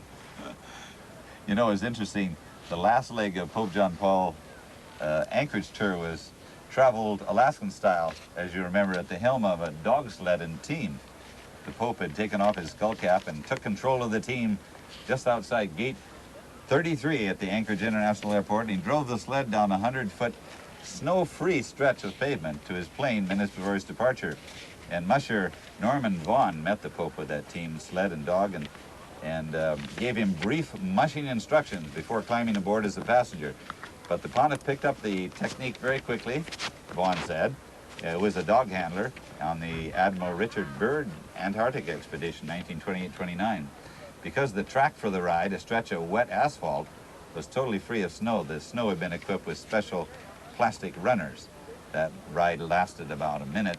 The Pope inquired about safety at the beginning, and then expressed his enjoyment at the end. And the handmade sled, decked with Alaskan Vatican flags, was pulled by 9 dogs, and the second one was named Satan. Thought that was appropriate. I don't believe, getting back to what we were talking about a second ago, I don't believe the president had any earth-shaking pronouncements to make at his 2 appearances yesterday in Fairbanks, did he? I think it was mostly talking of how well things are going in China and how well the country is going. I didn't hear anything. Well, that, of course, he wants to emphasize now because he is getting panned at home a little bit for the trip because the Chinese did censor his, what's the word, the propaganda that he was trying to promote, and he does not want it to be considered a failure. I thought it was very, very interesting how he handled that when you notice the TV interviews when the Chinese reporters would ask him, were you disappointed when they cut out the bits on democracy and freedom and human rights? And he turned to them and he said, don't they always do that? And he said, well, didn't it hurt your feelings? He says, no. And he went on very blithely, but I think he got his message across to a lot of people anyway. Yes, of course, he didn't reach the mass audiences that he wanted to. But in a sense, some people I know had advised him not to attempt to get American propaganda is the wrong word, but the American ideas across on state-controlled Chinese radio. That it just was not a proper thing to do, but he thought differently. And, put it this way, the audience he was directly talking to got the message, so yeah, that worked all right. He got across to a few of them. You know, while the Pope and the President are holding this historic meeting here, another meeting between church and state is taking place on a much smaller scale, of course, but Father David Fitzpatrick, pastor of the Sacred Heart Cathedral here in Fairbanks, will have an opportunity to meet with his brother, William Fitzpatrick, who's the White House photographer. And Mr. Fitzpatrick is one of the 4 photographers working for President Reagan and will be returning with him from his visit to China. Father Fitzpatrick, who was ordained for the Fairbanks diocese, said his brother received his training as a photographer while in the military service. Later he hired to work at the White House and has remained there through 4 administrations, which began back with Richard Nixon. President Reagan did say in his remarks yesterday to the Fairbanks leaders assembled at the William Wood Center on the University of Alaska campus that his trip to China demonstrated how much progress was really possible. He said, who would have thought 20 years ago a genuine friendship would be developing between those 2 countries? And we might add, who would have thought just a few years ago that it would be Ronald Reagan who would be leading that drive? It's an even bigger switch than it was for President Nixon. Yes. It's very few people remember the rather startling things that President Reagan said before he was elected about giving and making Taiwan the only China in the world and completely continuing to ignore communist China. Now, of course, the whole thing has reversed itself.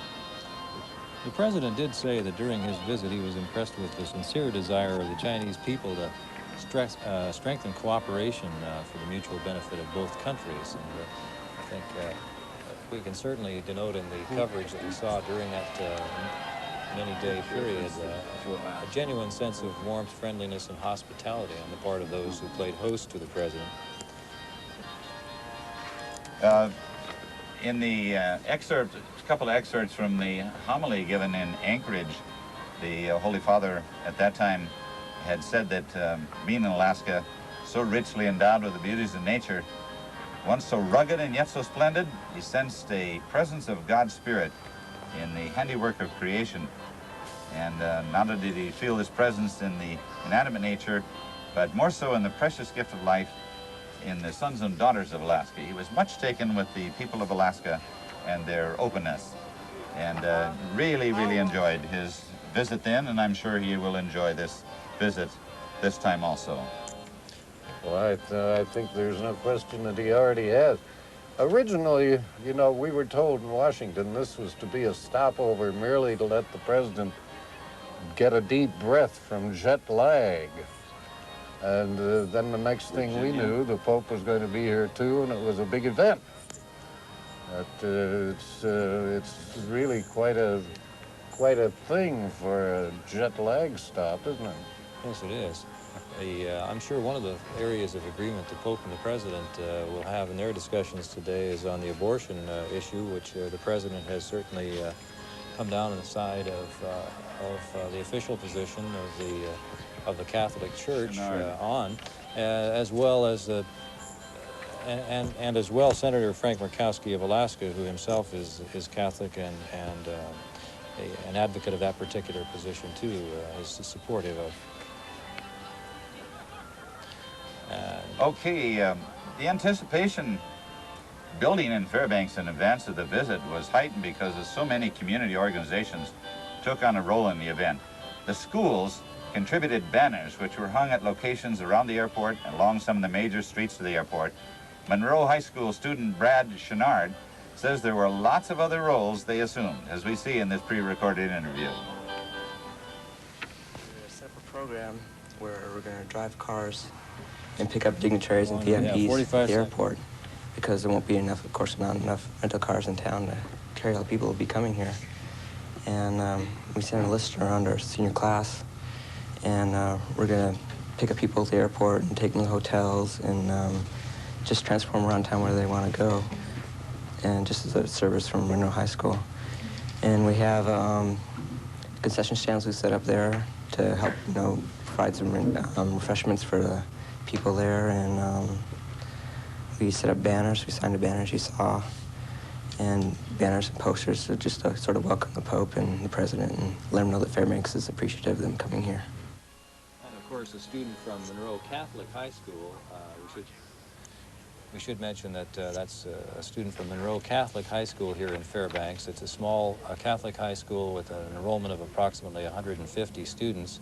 There's a Catholic grade school in town also with an enrollment of about 350 students, and the Catholic population of this diocese, I believe, is approximately 10% of the population of this particular region of Alaska. The work that has gone on here, I sat in on several of the committee meetings. They've been meeting for months here in preparation for this visit, and a person coming out to the airport on a bus, walking up, seeing the Pope and President, and going home, would never be able to guess the amount of effort and energy and time and money that is spent in preparation for a visit like this. It was all done by volunteers, were a large part of it, wasn't it, Father Poole? Almost all of it was done by volunteers. It really was an amazing thing to drive along the streets and see literally hundreds of people picking up trash. Of course, we never pick up trash in Washington. We throw it out. And it was an astonishing thing to me. And I understand that there is a regular spring cleaning you have up here, but you moved it up and intensified it a little bit for the President and the Pope. I wasn't going to mention that. I didn't want to make burst your bubble there, but we do it every year. But yeah, I think it was hurried up a bit this year. Normally they wait a couple weeks after the snow leaves the ground before they begin the process. But the Pope and the President coming certainly cued them to start a little bit earlier. It really has been quite a remarkable effort on the part of quite a large number of volunteers. I know there have been a number of meetings of literally 50 to 100 people involving the coordination of these precious few moments here in Fairbanks. And I think a large part of the reason for that is simply the amount of security that's on hand here dictates to a large degree the kinds of things that will be done and the way they will be done. We're told that there are something on the order of over 1,000 Secret Service agents here in Fairbanks for this 2 to 3 hour long event. And to me, that's quite remarkable. Perhaps it's an everyday occurrence to folks along the Potomac, I don't know, but to see that many people walking around with little earplugs in their ears and little Secret Service badges on their lapels is quite remarkable. Not an everyday event in Fairbanks, Alaska. No, it's not an everyday event anywhere, I don't believe, and I think probably the world's better off for the fact that it is not an everyday event. All right, I believe that President Reagan and Pope John Paul are now... There's the car with the Secret Service men trotting along. Yes, they are now on their way back, and will see the President back to his plane. And I believe probably Pope John Paul and I would guess Papal Nuncio Theolagi and Bishop Whalen will be there at the finale there to wish farewell to President Reagan. We may get a few words of farewell from the Pope to the President as he steps aboard Air Force One and takes off.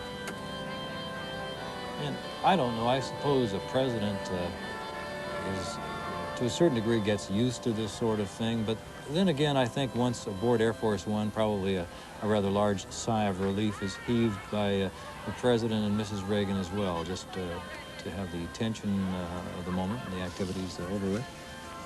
The President and Mrs. Reagan now boarding about to board the stair steps on the way to Air Force One. And I believe that's Papal Nuncio Pio Laghi making his way to the foot of the stairs.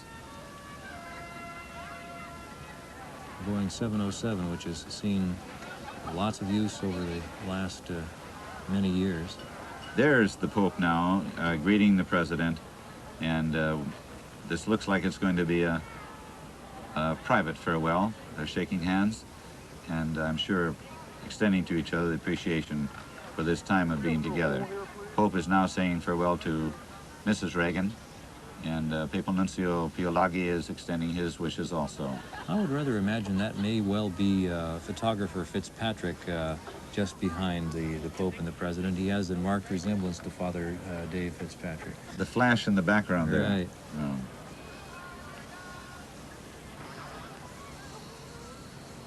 Only a few have deigned to use umbrellas today, and the rest of the entourage are braving more it. hardy, yes. I think the Holy Father has a slight advantage there with the skull cap. Yes. I don't think there's going to be any public declaration or farewell here that will be broadcast. It looks like the President and Mrs. Reagan will be just ascending the stairway and boarding Air Force One. Yeah, there they go. Up the ramp. Up the ramp and turn around for a final farewell as their usual big smile by both. That's for the photographers. And the crowd gives them a good send-off. And they're on their way home from a long trip, and the Pope is about to start off in the other direction in a long trip. And here comes the rest of the entourage for the President. And it will not be long before Air Force One is airborne. And I think they have a special way of turning that plane around so the jet blast doesn't blow over the platforms and the surrounding crowd. I believe, Bob, didn't you say at Guam one time they had a on this last trip when the President stopped at Guam, the blast from Air Force One blew over 20 people. They had to carry a number of them away in ambulances. I don't think anyone was seriously hurt. I think they probably have learned a lesson on that one and using a not quite as skittish takeoff here. It'll be a long flight back to Washington, D.C. and Andrews Air Force Base, but of course they'll fly in a great deal of comfort. It's not like a normal airliner in terms of the... It's not even like first class. No, it's not.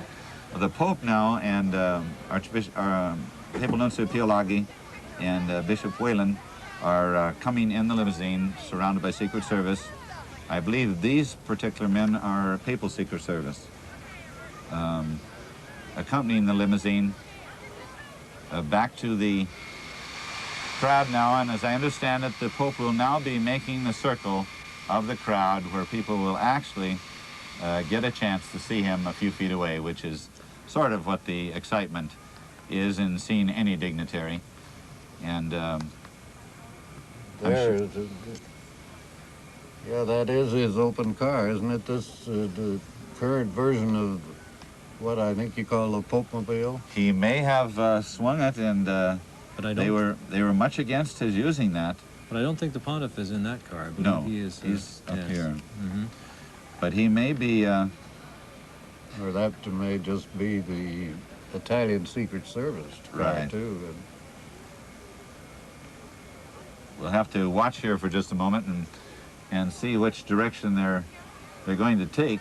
While we're waiting, just a point of interest, when Pope John Paul was just a newly ordained priest, way back in 1946, he wrote an interesting little poem, which you might enjoy. It goes like this. The human body in history dies more often and earlier than the tree. Man endures beyond the doors of death in catacombs and crypts. Man who departs endures of those who follow. Man who follows endures in those departed. Man endures beyond all coming and going, in himself and in you. The history of men such as I always looks for the body you will give them. Each man in history loses his body and goes towards you. In the moment of departure, each is greater than history, although but a part, a fragment of a century or two, merged into one life. They just closed the door of Air Force One. They must be all prepared for takeoff now. They usually lose no time. I can hear the engines now beginning to whine. Well, you've been in this Air Force One, haven't you?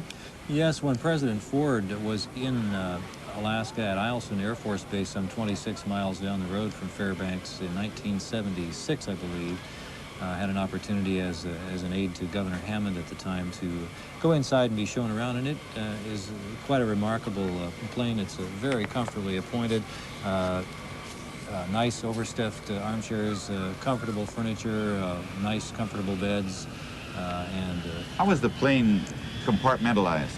The forward compartment is the president's compartment, and I saw Gerald Ford's pipes and pipe racks there, and it's appointed with a small desk, like a little office, and very cheery, warm furnishings, colorful.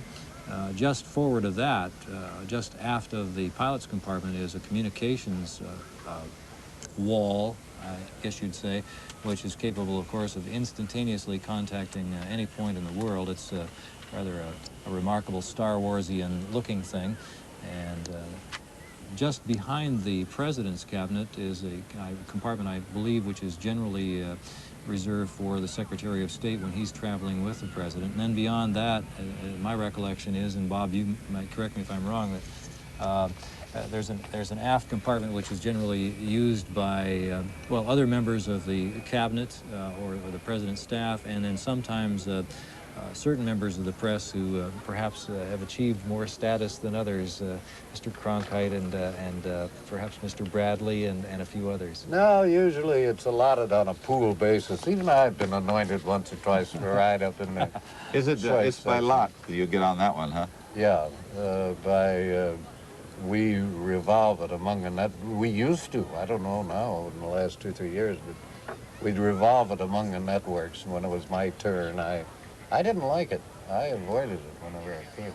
Probably have a better opportunity to really cover things from the other planes. Well, yes, you're very often late. Bishop Whalen Bishop Whalen now has entered the open car with Pope John Paul III, and putting aside all the wishes of most people, he is going to make this tour in an open car, which absolutely delights the audience.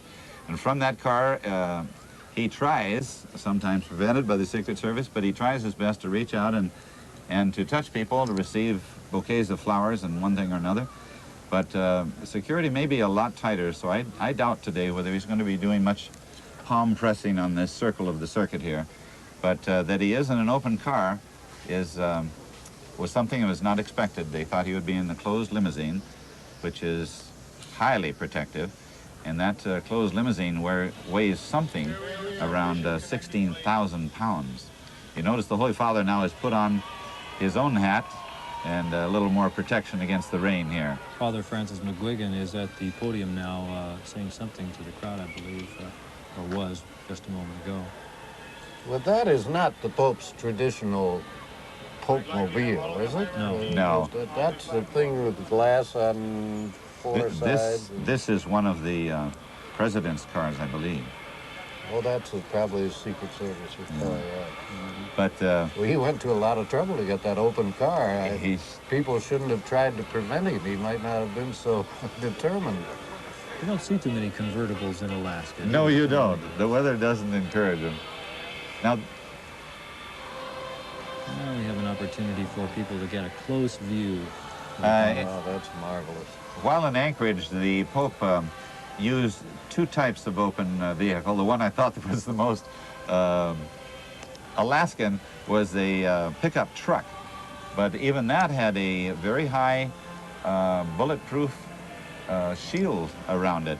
At this time, his only shield looked like it's made of Secret Service men in this particular run. And sometimes he just does what he wants to do, and which, of course, drives the Secret Service up a tree. But he wants to see the people, and he wants to be seen by the people. There goes Air Force One. There goes Air Force One. It's off. There it is. It's up. I guess when you're the pontiff or the president, you can do what you darn well please. Pretty much. It's much like the president. When he makes demands, the Sacred Service try to skirt him in, but they don't do too well. You notice the crowd now is trying to follow along that Pope-mobile and not only see the Pope once, but 89 times as he makes the circuit. Well, you know, Harry Truman used to sneak out of the White House at night and go for walks by himself. The Holy Father has been known to do this also, much to the complete terror of his Secret Service. Now, there's a picture that I'm sure will be framed and hang on Bishop Whalen's wall. That's for sure. I bet you. This is a big moment for Bishop Whalen, and as he has just this year asked for a coadjutor in Bishop Kinnicky, who was just ordained yesterday, and his time of retirement is coming up very soon, and he's looking ahead to that, and thinking perhaps himself of going into retreat work a little later on. But this is a very fitting termination to a episcopate of, I might say, absolute love. Bishop Whalen is a marvelous pastor and a very, very caring person. He taught me in high school chemistry, and he was my inspiration to come to Alaska. So I'm sure this is a big moment for him to be with the Holy Father. You can scarcely think of a more glorious way, considering his business of ending, could you? That's right. It's just beautiful. He's quite a man. The first time I ever saw him, he was on a slalom water ski at Hardin Lake near Fairbanks. He's a great skier himself. I'm sure when they met in Rome, they had a few things to say about skiing. Somehow the Pope doesn't look like a skier, does he?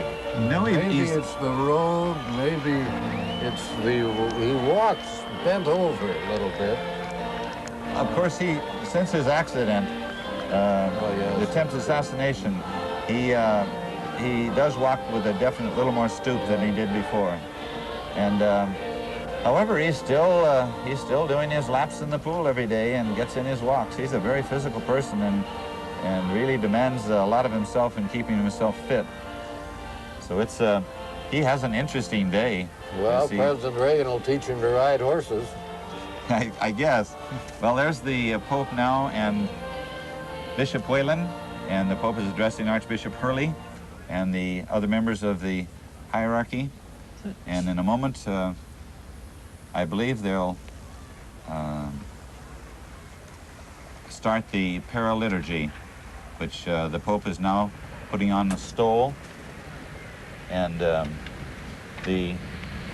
paraliturgy, I'm sure, will start with, and there is Air Force One. You can hear it in the background. That's Air Force 2, I believe. Oh, that's 2. One is gone. With the that's the press. Press contingent along. There's the Holy Father coming up on top, and Father McGuigan. To the Holy Father's right is Bishop Kinnicky, who was ordained just yesterday, and I'm sure this has got to be the highlight in his life also. That's rather a remarkable thing. I can't quite get over that. An emotional time for Bishop Kinnicky to have been consecrated as a bishop yesterday and to be meeting with and standing next to the Holy Father the next day. It's kind of the sort of thing that, what do you do for an encore? Yes, exactly. The stole, you'll notice. Welcome back to Alaska. We are honored to have you in our state again. This year, we are celebrating our 25th year of statehood. So it is a special time for us to be counting our blessings. Certainly, your visit here in Fairbanks is one of those blessings, and we thank God for your presence here today.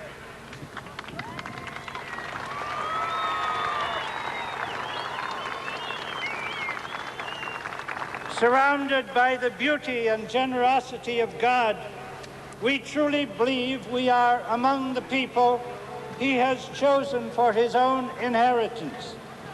Our mountains, forests, and waters are considered some of the most magnificent in the world. They teem with an abundance of wildlife. Here in Alaska, nature serves to remind us of the depths of God's love. And so it is easy for us to appreciate the words written in Genesis. God looked at everything he made and found it very good.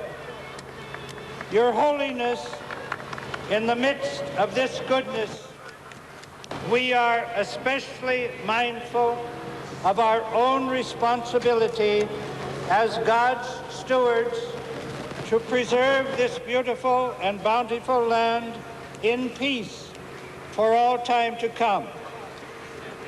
The state of Alaska, as part of the United States, shares a common border with the Soviet Union. One of the churches in this diocese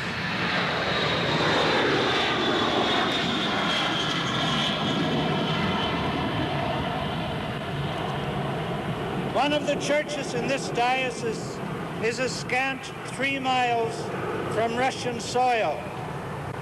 And so while we are considered remote at the northern end of the earth, we are very mindful of the world's realities, and we feel close to the rest of the world and to you in our prayers for peace. Your arrival here today reminds us once again that all good gifts are indeed blessings from the Lord, and that it is our responsibility to pray and work for peaceful harmony throughout all of God's creation, so that nature and people can continue to joyfully proclaim glory to God in the highest and peace to his people on earth. Thank you.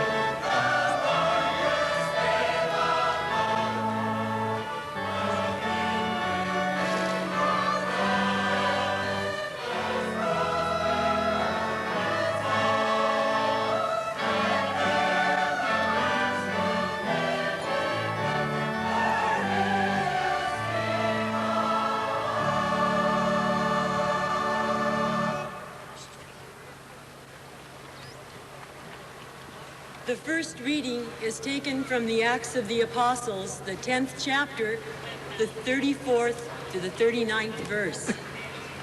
Peter began to speak.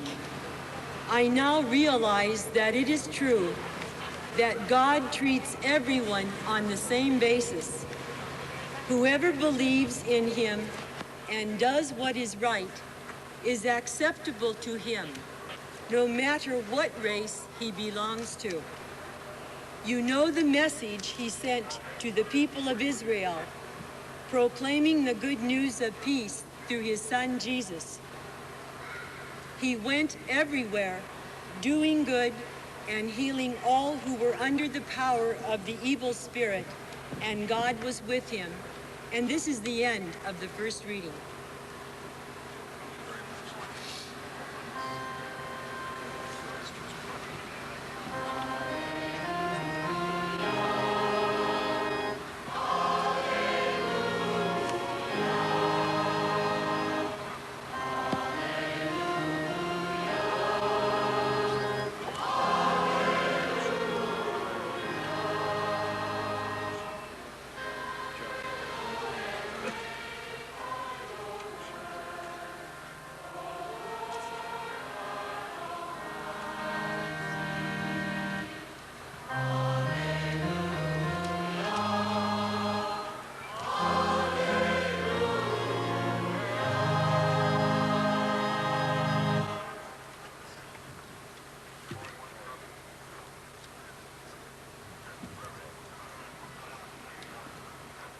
The Lord be with you. Also with you. Our second reading is taken from the Gospel according to John. Thomas, called the twin, who was one of the 12, was not with them when Jesus came. When the disciples said, "We have seen the Lord," he answered, "Unless I see the holes that the nails made in his hands, and can put my finger into the holes they made, and unless I can put my hand into his side, I refuse to believe." 8 days later, the disciples were in the house again, and Thomas was with them. The doors were closed, but Jesus came in and stood among them. "Peace be with you," he said. Then he spoke to Thomas. "Put your finger here. Look, here are my hands. Give me your hand. Put it into my side. Doubt no longer, but believe." Thomas replied, "My Lord, my God." And Jesus said to him, "You believe because you can see me. Happy are those who have not seen and yet believe." This is the gospel of the Lord.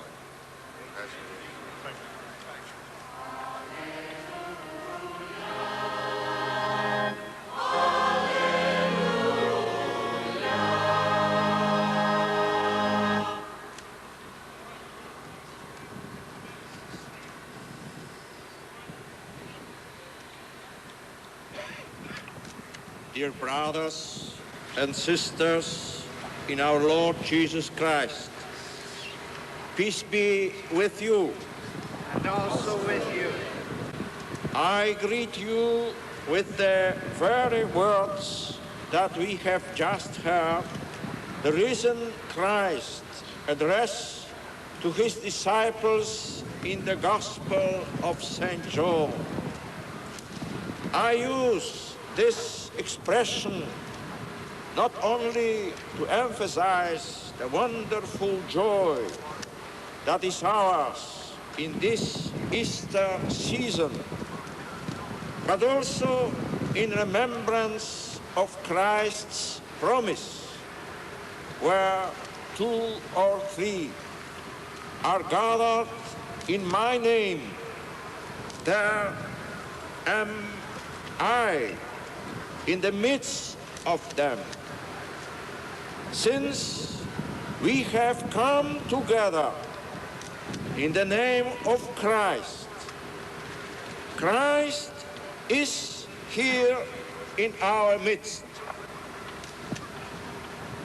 my dear brothers and sisters, do we not have a feeling of overwhelming happiness, a deep calm in knowing that Jesus, our risen Savior, our Paschal sacrifice, the light of the world, this Jesus is dwelling in our hearts and offering us his peace. I must tell you how good it is for me to be united with you today in the peace of the risen Christ. Observing the joy of the disciples when they see the Lord, we notice from the gospel passage that there is something different about him. The doors are closed, and yet he enters. He bears the marks of death, and yet he lives. The gospel narratives of both St. John and St. Luke are at pains to tell us that after the resurrection, the body of Jesus is different. He has entered into the stage of his risen and glorious life.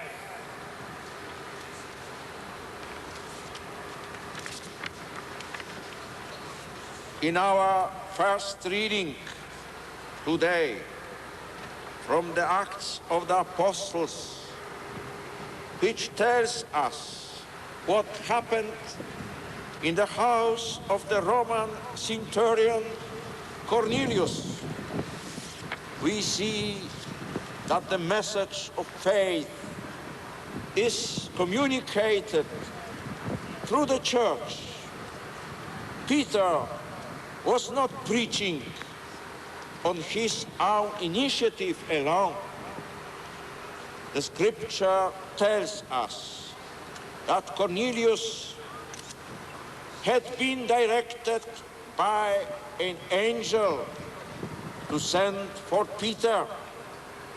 And Peter had gone there on instructions from the Holy Spirit.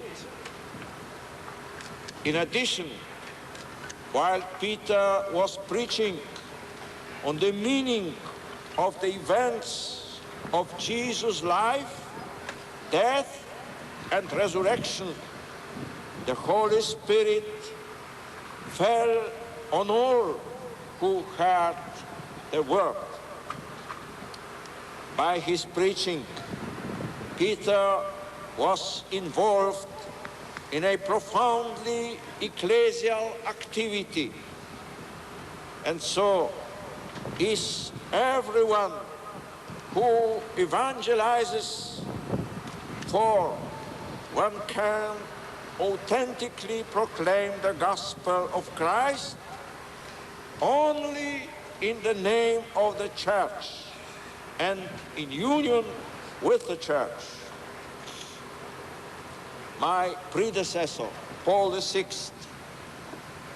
made reference to this truth in his apostolic exhortation Evangelii Nuntiandi, when the most obscure preacher, catechist, or pastor in the most distant land preaches the gospel, gathers his little community together, or administers a sacrament, even alone, he is carrying out an ecclesial act, and his action is certainly attached to the evangelizing activity of the whole church by institutional relationships, but also by profound,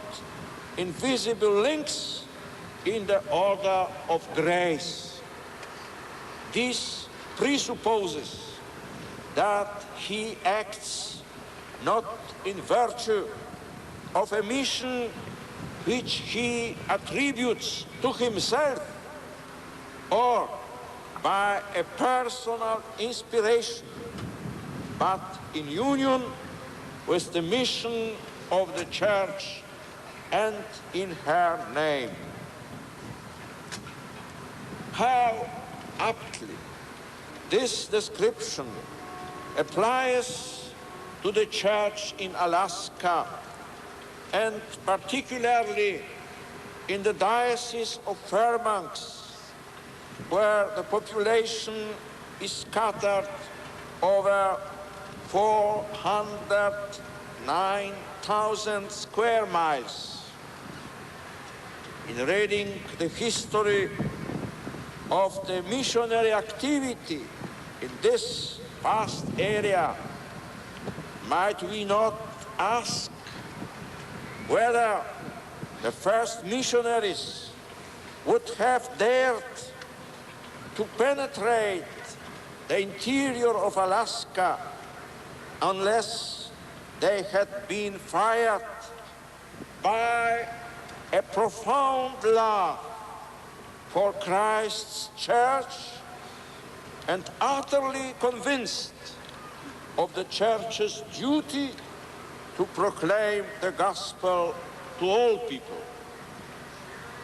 The early missionary efforts of the Oblates of Mary Immaculate and the continuing labors of the Society of Jesus are well known.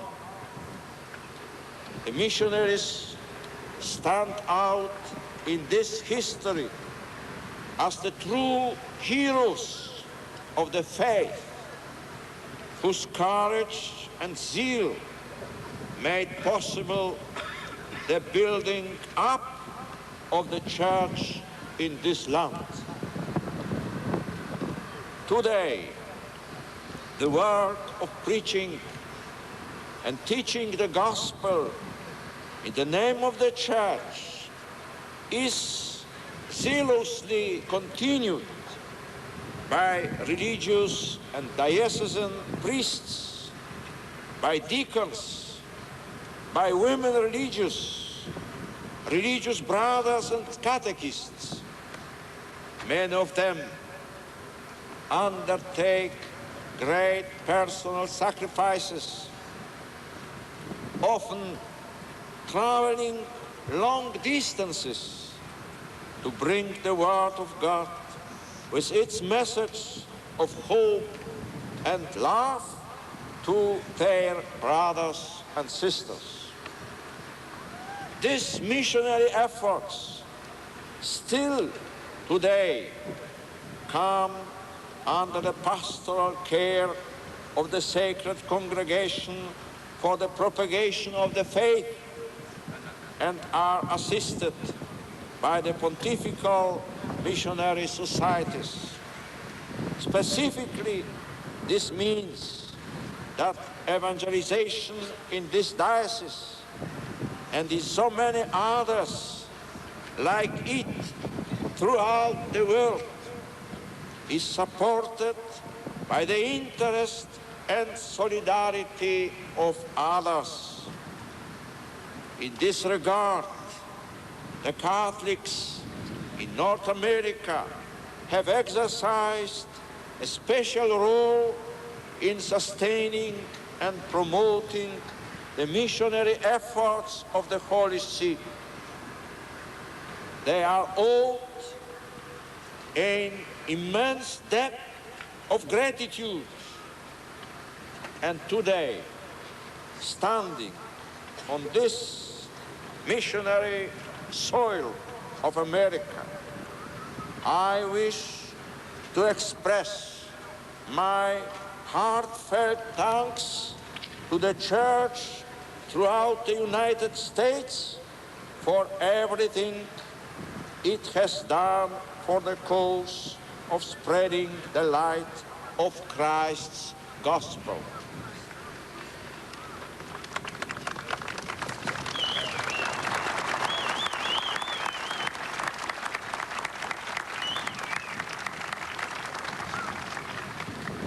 Dear brothers and sisters,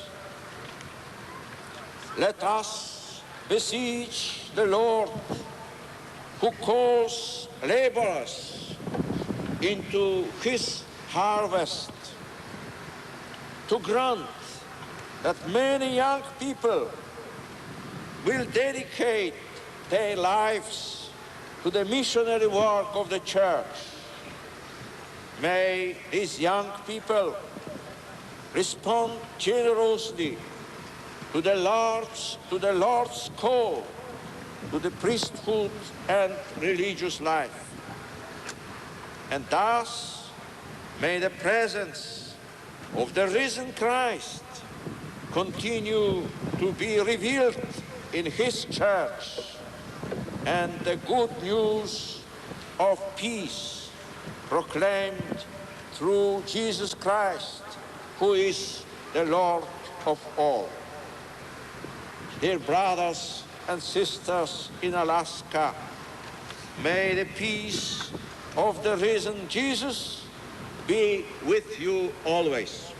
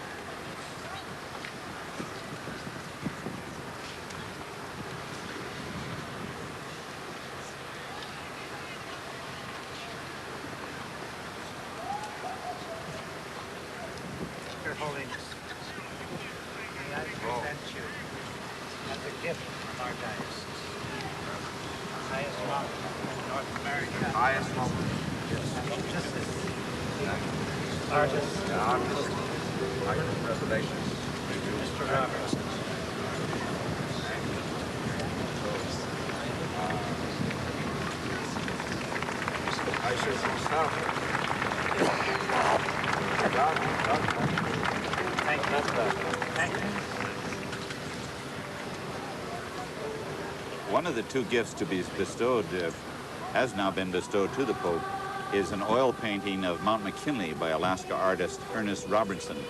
Robertson's been painting for about 22 years in his landscapes featuring the beautiful wilderness of Alaska, much sought after. The gift is a present of the Diocese of Fairbanks and has just been presented by Bishop Robert Wilson.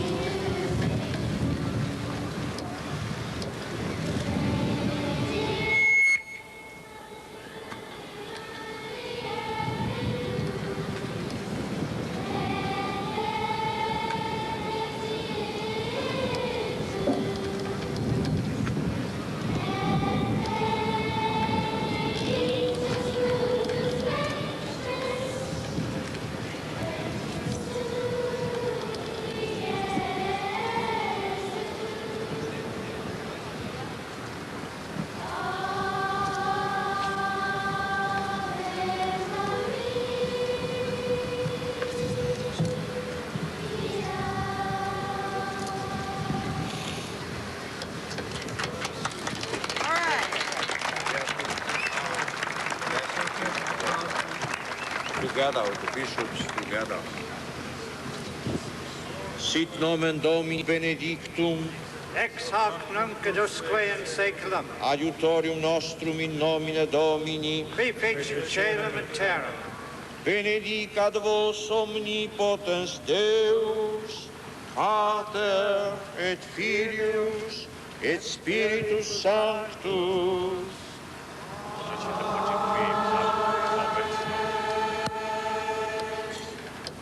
Thank you very much for your welcome, for your presence. I recommend all the people of Alaska, and especially the people of the Diocese of Fairbanks, to Our Lady. To Our Lady. Thank you very much. Goodbye.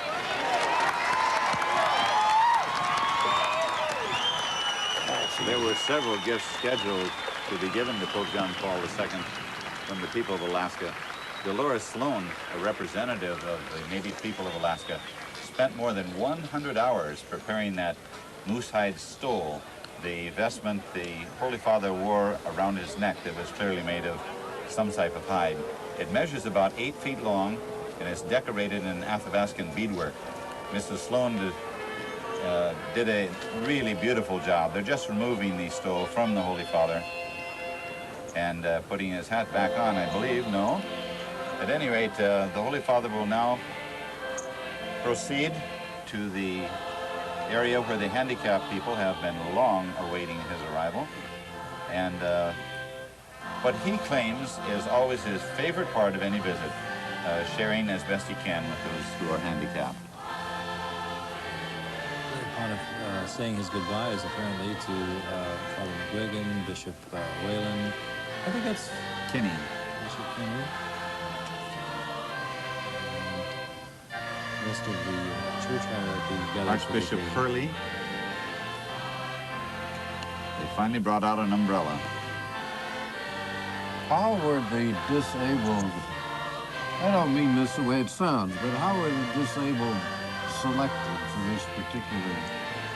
I think those who wished to come presented an application to come. And those in the bush, I think people solicited, kind of asked them if they would like to come because they had no dreams of coming. I know that happened up in Nome, that several people were asked if they would wish to come, and then they saw about getting their transportation and taking care of bringing them in. Is that so?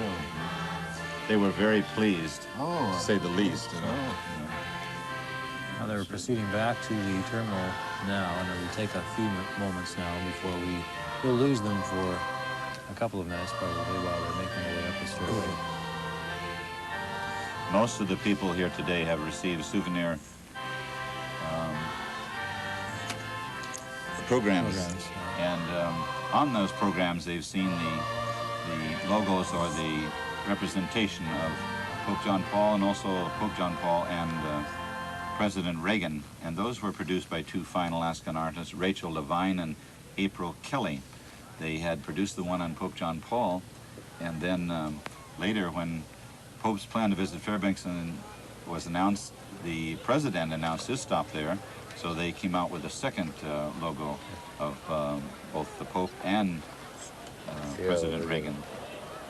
Now the crowd dispersing rather rapidly, as would be expected because of the rain and the wind that we have here today in Fairbanks. Well, the Pope has gone inside. There's not much left outside the scene. Except his departure, and that'll be very short, I'm sure. Just a moment now, the Pope will be entering the room in which the handicapped people have, they've had monitors there. You'll notice the TV sets. They've been able to follow all that's been going on outside in the warmth of being inside. So actually they had a more pleasant seat than those out in the inclement weather. It had started to snow here in Fairbanks, Alaska, so wasn't the greatest weather in the world for this visit. The Holy Father is just about to enter the room now.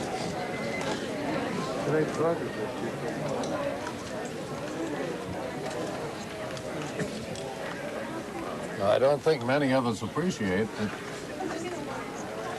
the Holy Father's already made a long trip, and he has an even longer trip ahead of him, and it's extremely tiring.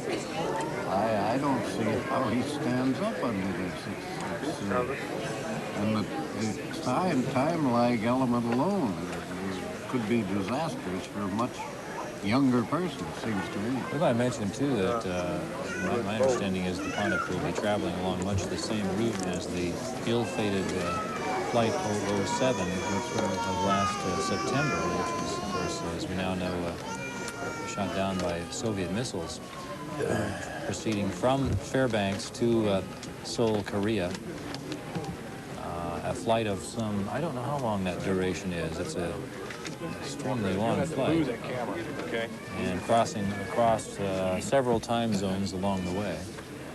The Pope is really looking forward to his visit to Korea, and he has said many times that he's anticipating that a great deal.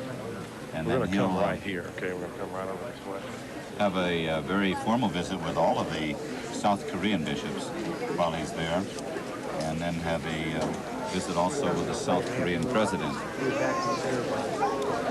He'll make many public appearances in Korea and have some public masses, and as I said before, visit some lepers in the island of Sorotko, and then preside at the ordination of a group of young men being ordained to the priesthood. There's the Holy Father now entering the room.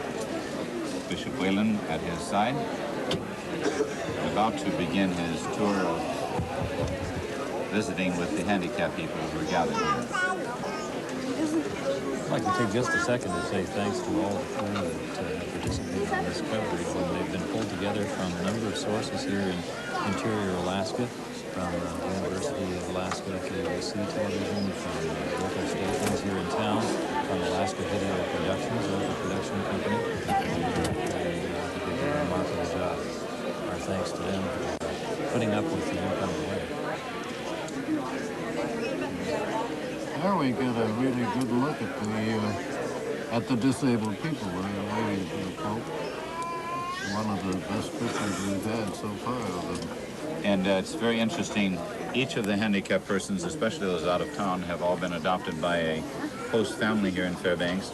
And you notice behind each of the wheelchairs, there's a person in attendance who stayed with the handicapped person all during this ceremony, and we'll see them then safely back to where they came from, and be sure that all their needs are taken care of. It shows a lot of charity and a lot of kindness on the folks here in Fairbanks.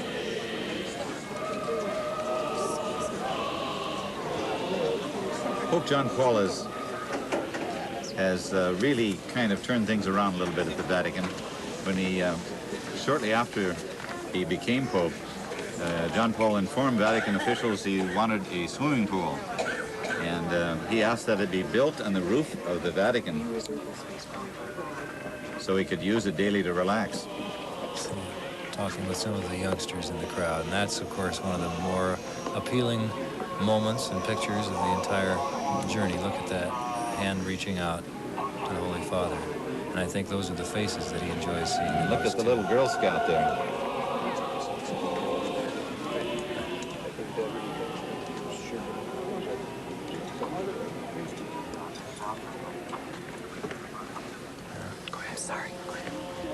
He's a very personal and personable man.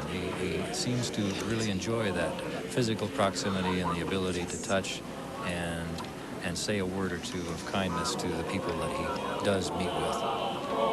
And from his family background and upbringing and a lot amount of suffering he himself has gone through, his compassion for people is very great. He seldom misses a chance to give a person an embrace. If he can reach them, he usually kisses all of the children and the very elderly, and just look at this, kneeling down to someone there.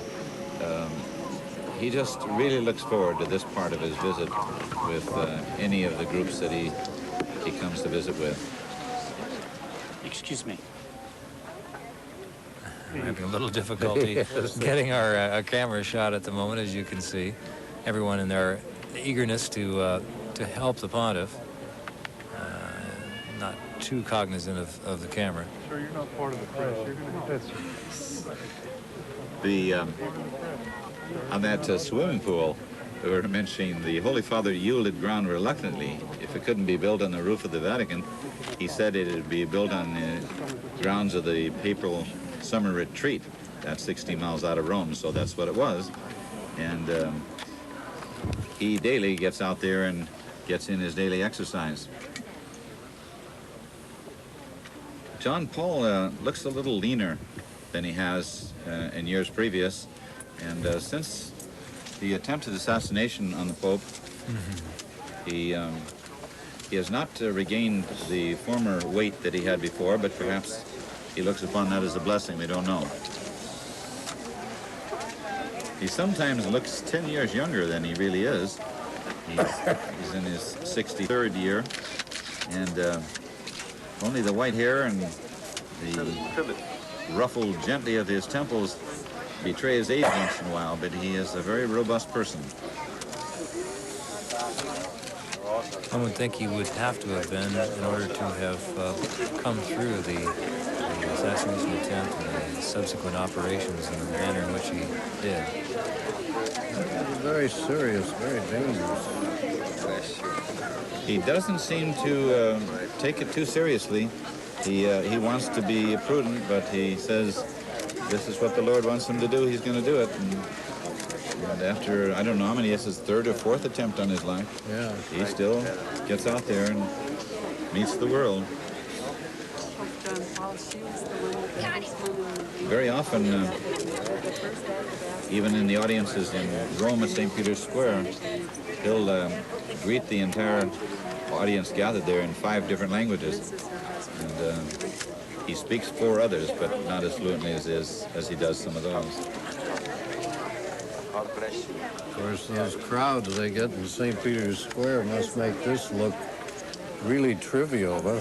Very small, but I don't think the audience size makes much difference to him.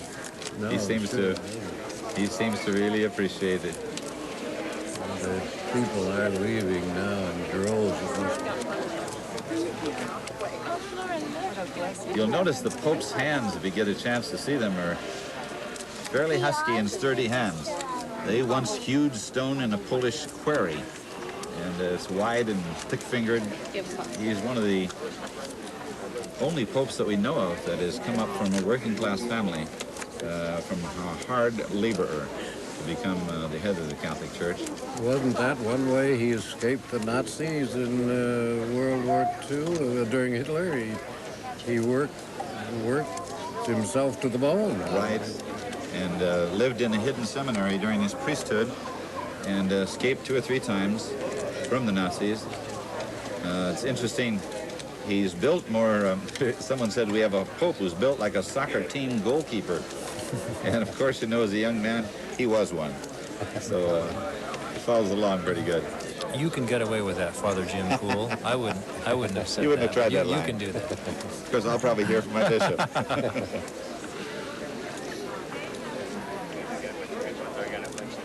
As a young man, the Pope had 2 serious accidents, both his own fault. He walked into the path of a trolley once while reading a book and fractured his skull, breaking both arms, nearly killing himself. And then barely recovered. He did the same thing again, walking to the path of a truck. And as a result, you'll notice he has a slight but permanent stoop that grows worse when he stands for long periods, and his back gets very tired.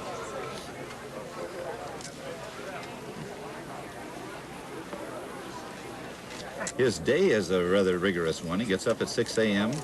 in his apartment on the 3rd floor of the Vatican, and he was for about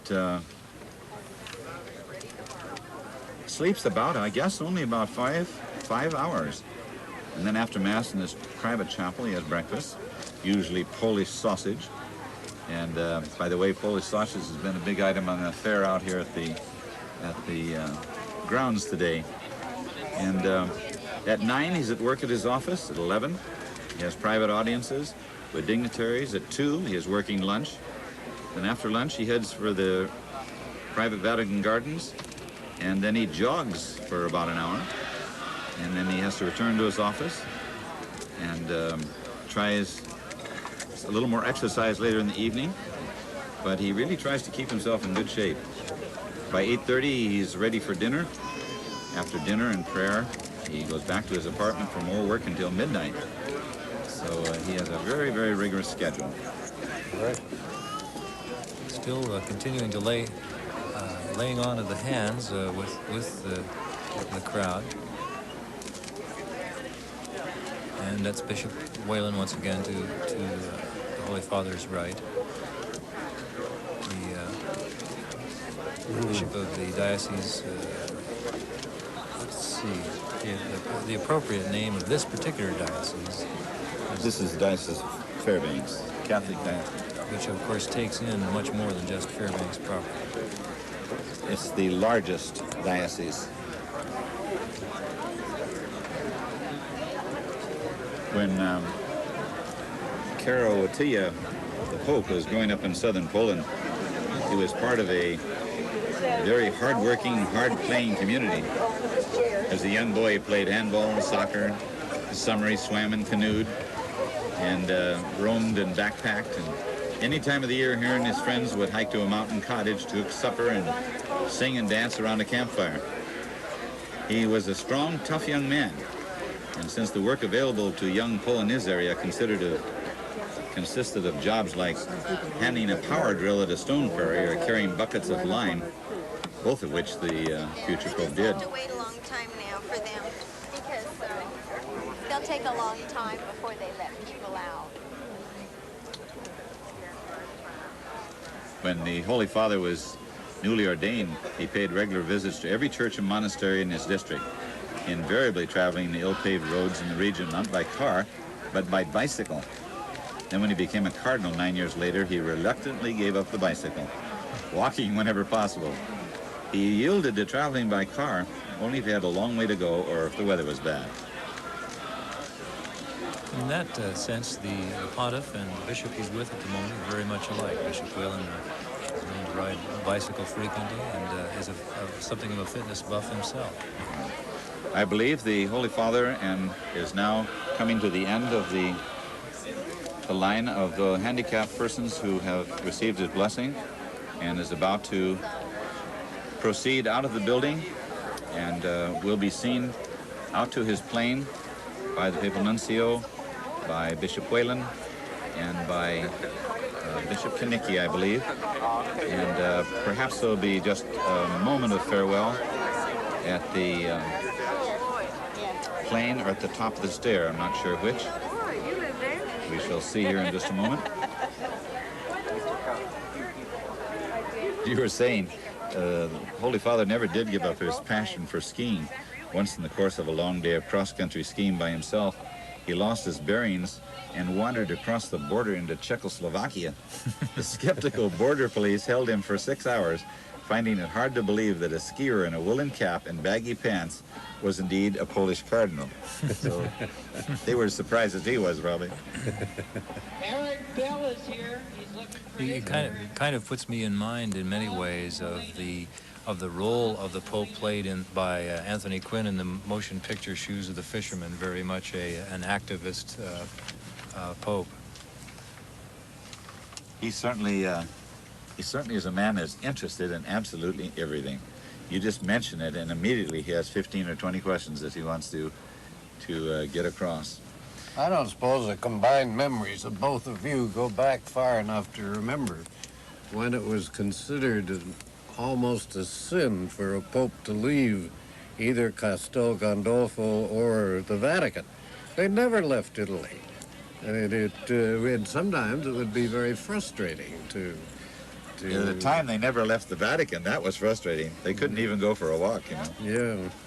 But these latter-day popes have really laid out their own line. They discovered the airplane, didn't they? Yeah, they sure did. I guess John the 23rd set the tone for that sort of thing by beginning that process after Vatican II, more of an outreach ministry. They say John the 23rd opened all the windows of the Vatican, and they've never been able to get them shut since. You know, during his visit to Anchorage, Pope John Paul met thousands of Catholics, Protestants, agnostics, Jews, and perhaps one of the most poignant greetings was exchanged inside the Holy Family Cathedral there as the Pope was making his way to meet with the handicapped. He paused long enough to talk with the head of the Russian Orthodox Church in Alaska, Bishop Gregory of Sitka. And he said, in the beginning, the church was one with Christ, There was a church in the east and one in the west, said Nicholas Harris, the archpriest. And here they come out of the building now and heading back toward the plain. Sounds of America in the background. Bishop Kanicki's head standing slightly higher than most people around him. Speaking of poignant moments, the moment at which Pope John Paul forgave his would-be assassin in person just a short time ago was perhaps one of the most amazing moments I recollect in my lifetime. That touched me deeply too. I sat and looked at that picture a long time. And I think the way in which he did it was very meaningful too. Choosing not to speak a great deal about the words that were spoken back and forth between the imprisoned man and himself, saying that was a private moment they shared together. And you knew very well what the private moment entails. There was no need for words. Very much from the point of view of a Catholic, of a moment of confession. Right. Bishop, the Pope John Paul has just embraced Bishop Whalen and now saying goodbye to the other dignitaries of the plain. The one shaking hands now and kissing his ring is the Papal Nuncio, Pio Laghi. And you notice the Pope let him get down to about halfway to kneeling and pulled him back up again. Usually in saying goodbye, the Pope has a few little remarks to make that are very often comical. He's a very light-hearted man and a very joyful man. He's now ascending the stairway, and all of the people are aware that he's about to leave. He looks a little bit tired with a long, long journey ahead of him. I thought he did too. I was glad to hear you say that. I hate that he doesn't. Well, heaven knows he's had a bad period. Nothing pleases him more, though, than getting out and being with people and typical Italian gesture there of grazie, grazie as the hands go up. Appreciation of the applause.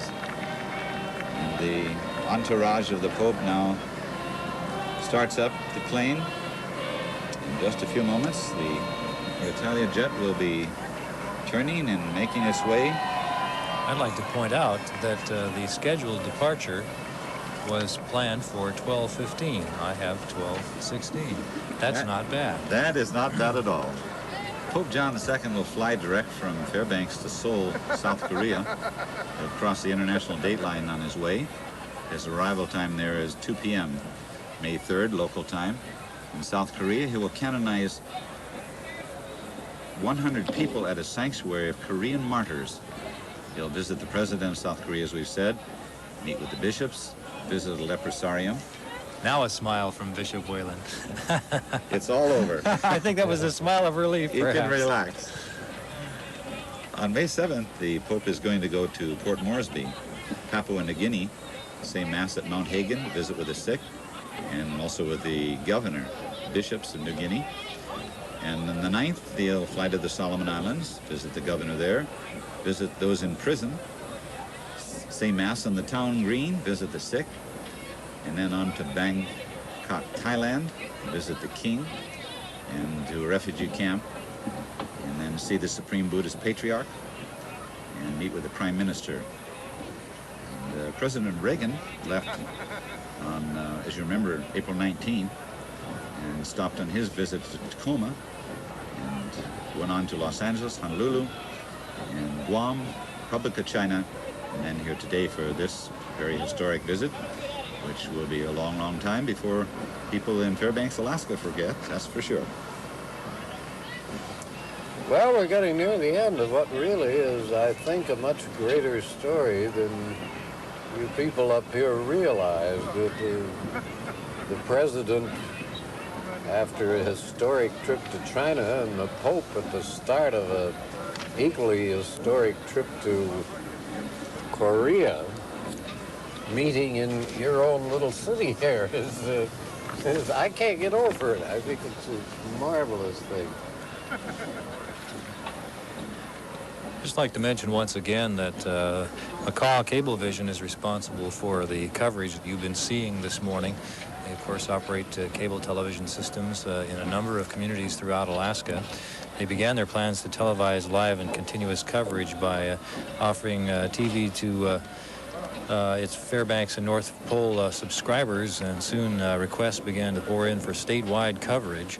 State officials were contacted. The State RatNet Council approved statewide coverage, and worldwide network representatives requested a video feed also. For example, CBS, ABC, NBC, CNN, INN, Korean National, and the Armed Forces Network as well have taken portions of today's feed from Fairbanks, Alaska. And once again, this is a pool effort, no pun intended, Father, on the part of a number of folks who are in both the public and private sectors here in interior Alaska. And we want to take a moment to say thanks to the crew inside the truck who's made all this possible. John Reisinger, Scott back there, the I'm going to leave out people in there, and that's not appropriated. The McConnells from KUAC Television, the folks all from, the cold cameramen out the folks there from suffered through right this. from Channel 2 and Alaska Video and all the rest. Our hats off to you. And in the booth with me today have been Bob McCormick and Father Jim Poole, who, if we didn't mention earlier, is the operator of KNOM radio in Nome, Alaska, which is operated as a part of the operations of the Catholic Diocese of Fairbanks. Is that correct, Father? That is correct. Pope John Paul, I think we mentioned before, is the first non-Italian pope in 500 years, and that's a long stretch in history. And he's the most traveled, more than 100,000 miles to 36 different countries so far. He's still going strong. His homeland today is a sad remembrance for the Pope. Total of 21,000 priests, 27,000 nuns, 85 bishops, and 3 cardinals, but the church has a very difficult time in the communist country of Poland, and the bond between the Pope and the church has been forged very strong. That's his homeland, and when he goes there, it's tough for him to see. Situations haven't changed a great deal since he was there in his earlier years. The communists have granted some freedoms to the church. They've not exercised the right to veto bishops' appointments there, for instance. Church leaders are free to travel in Poland without the cumbersome restrictions that hamper ordinary Poles. 2 masses are broadcast each Sunday over the government radio, 1 nationwide. That was one of Solidarity's early demands back in the first days. Authorities have been very liberal in granting permits for construction work in churches and chapels and so forth. And the Holy Father makes it his personal job to continually try to improve situations in his homeland. Isn't John Paul the only pope ever to have visited Alaska? I know he came here twice, but he's still just one person. That's right. I believe he's the only pope that has ever visited Alaska. He may be back on his way back, you know. The way he travels, you're never sure when he's going to come in. He'd be a neighbor. The Fairbanks people have been most gracious in their reception and preparation for Pope John III, who is a spiritual leader to some 700 million Catholics throughout the world. But people of a lot of different faiths have come out here to greet him today because he is a man of peace and a man of great love and compassion, and a man who wishes that and those qualities to spread around the world. So I think he's, as people in the Fairbanks press stated, Pope John Paul is a man of boundless energy, a man who speaks to us all with a message of charity that transcends religious or national differences. Since assuming the papacy nearly 2 years ago, he's tirelessly carried the message around the world. And there is the door of the Alitalia jet closing in final preparations for the takeoff and the departure of Pope John Paul II from the city of Fairbanks. Okay, I want someone to answer this technical question. How do they get those flags off there before they take off? I think a little man comes over the top. No, I think the windows are pulled back and those are removed. It would look a little nicer to see it just fly off with the flags flying, wouldn't it? That would be some souvenir. The pontiff flies in a much larger aircraft than the president. The President of the United States is still flying in a Boeing 707, which... Yes, but the pontiff does not own this. That's true. This one's leased. Yes. Like renting a car. We are certainly pleased that the Holy Father has taken time to visit the state of Alaska, and all of us would like to offer words, his words and inspiration on our behalf. There are those who will follow John Paul's visit and keep it a long time in their memory. We trust that they'll draw strength from his words, and there are those also who have extra reserves of strength and peace to offer their fellows, and John Paul II certainly seems to be one of them. I am a pilgrim messenger who wants to travel the world, he has said, to fulfill the mandate Christ gave the apostles when he sent them to evangelize all men and nations, and he certainly has done that in great measure today. And the plane is finally being backed away into position to taxi off for takeoff, and there are still a few hardy souls, most of them manning cameras, but there are still a few hardy souls at the railing out here that are going to stay to the very end and watch the plane take off. The helicopter is making probably a final round of the grounds before the takeoff, and then the whole job of cleaning up, taking down, putting away, and going home for all those people who spend so many thousands of hours preparing for this very historic visit. Yes, I noticed the police cars were even sweeping the runway in a terminological sense. I mean, they patrol the runway before the president takes off, and they patrol the runway, obviously, before the Pope takes off. Just another little added precaution. This is, I am sure, the highest concentration of television cameras that interior Alaska has ever seen at one time as well. The press area was literally bristling with ENG and EFP, as they're known in the industry, cameras, and a number of network correspondents doing their stand-up closes after the president left a little while ago. Almost, I think, more reporters than people at some points in the proceedings this afternoon. There were several hundred in the press contingent to cover this historic occasion. Well, the plane is out there, and they're about to cut loose from their taxiing car.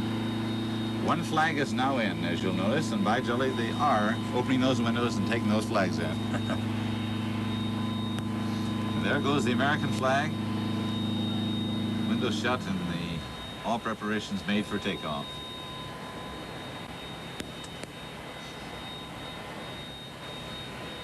Well, this has truly been an extraordinary occasion, and Fairbanks is delighted to have had the opportunity to have played host this little vignette as it has unfolded today.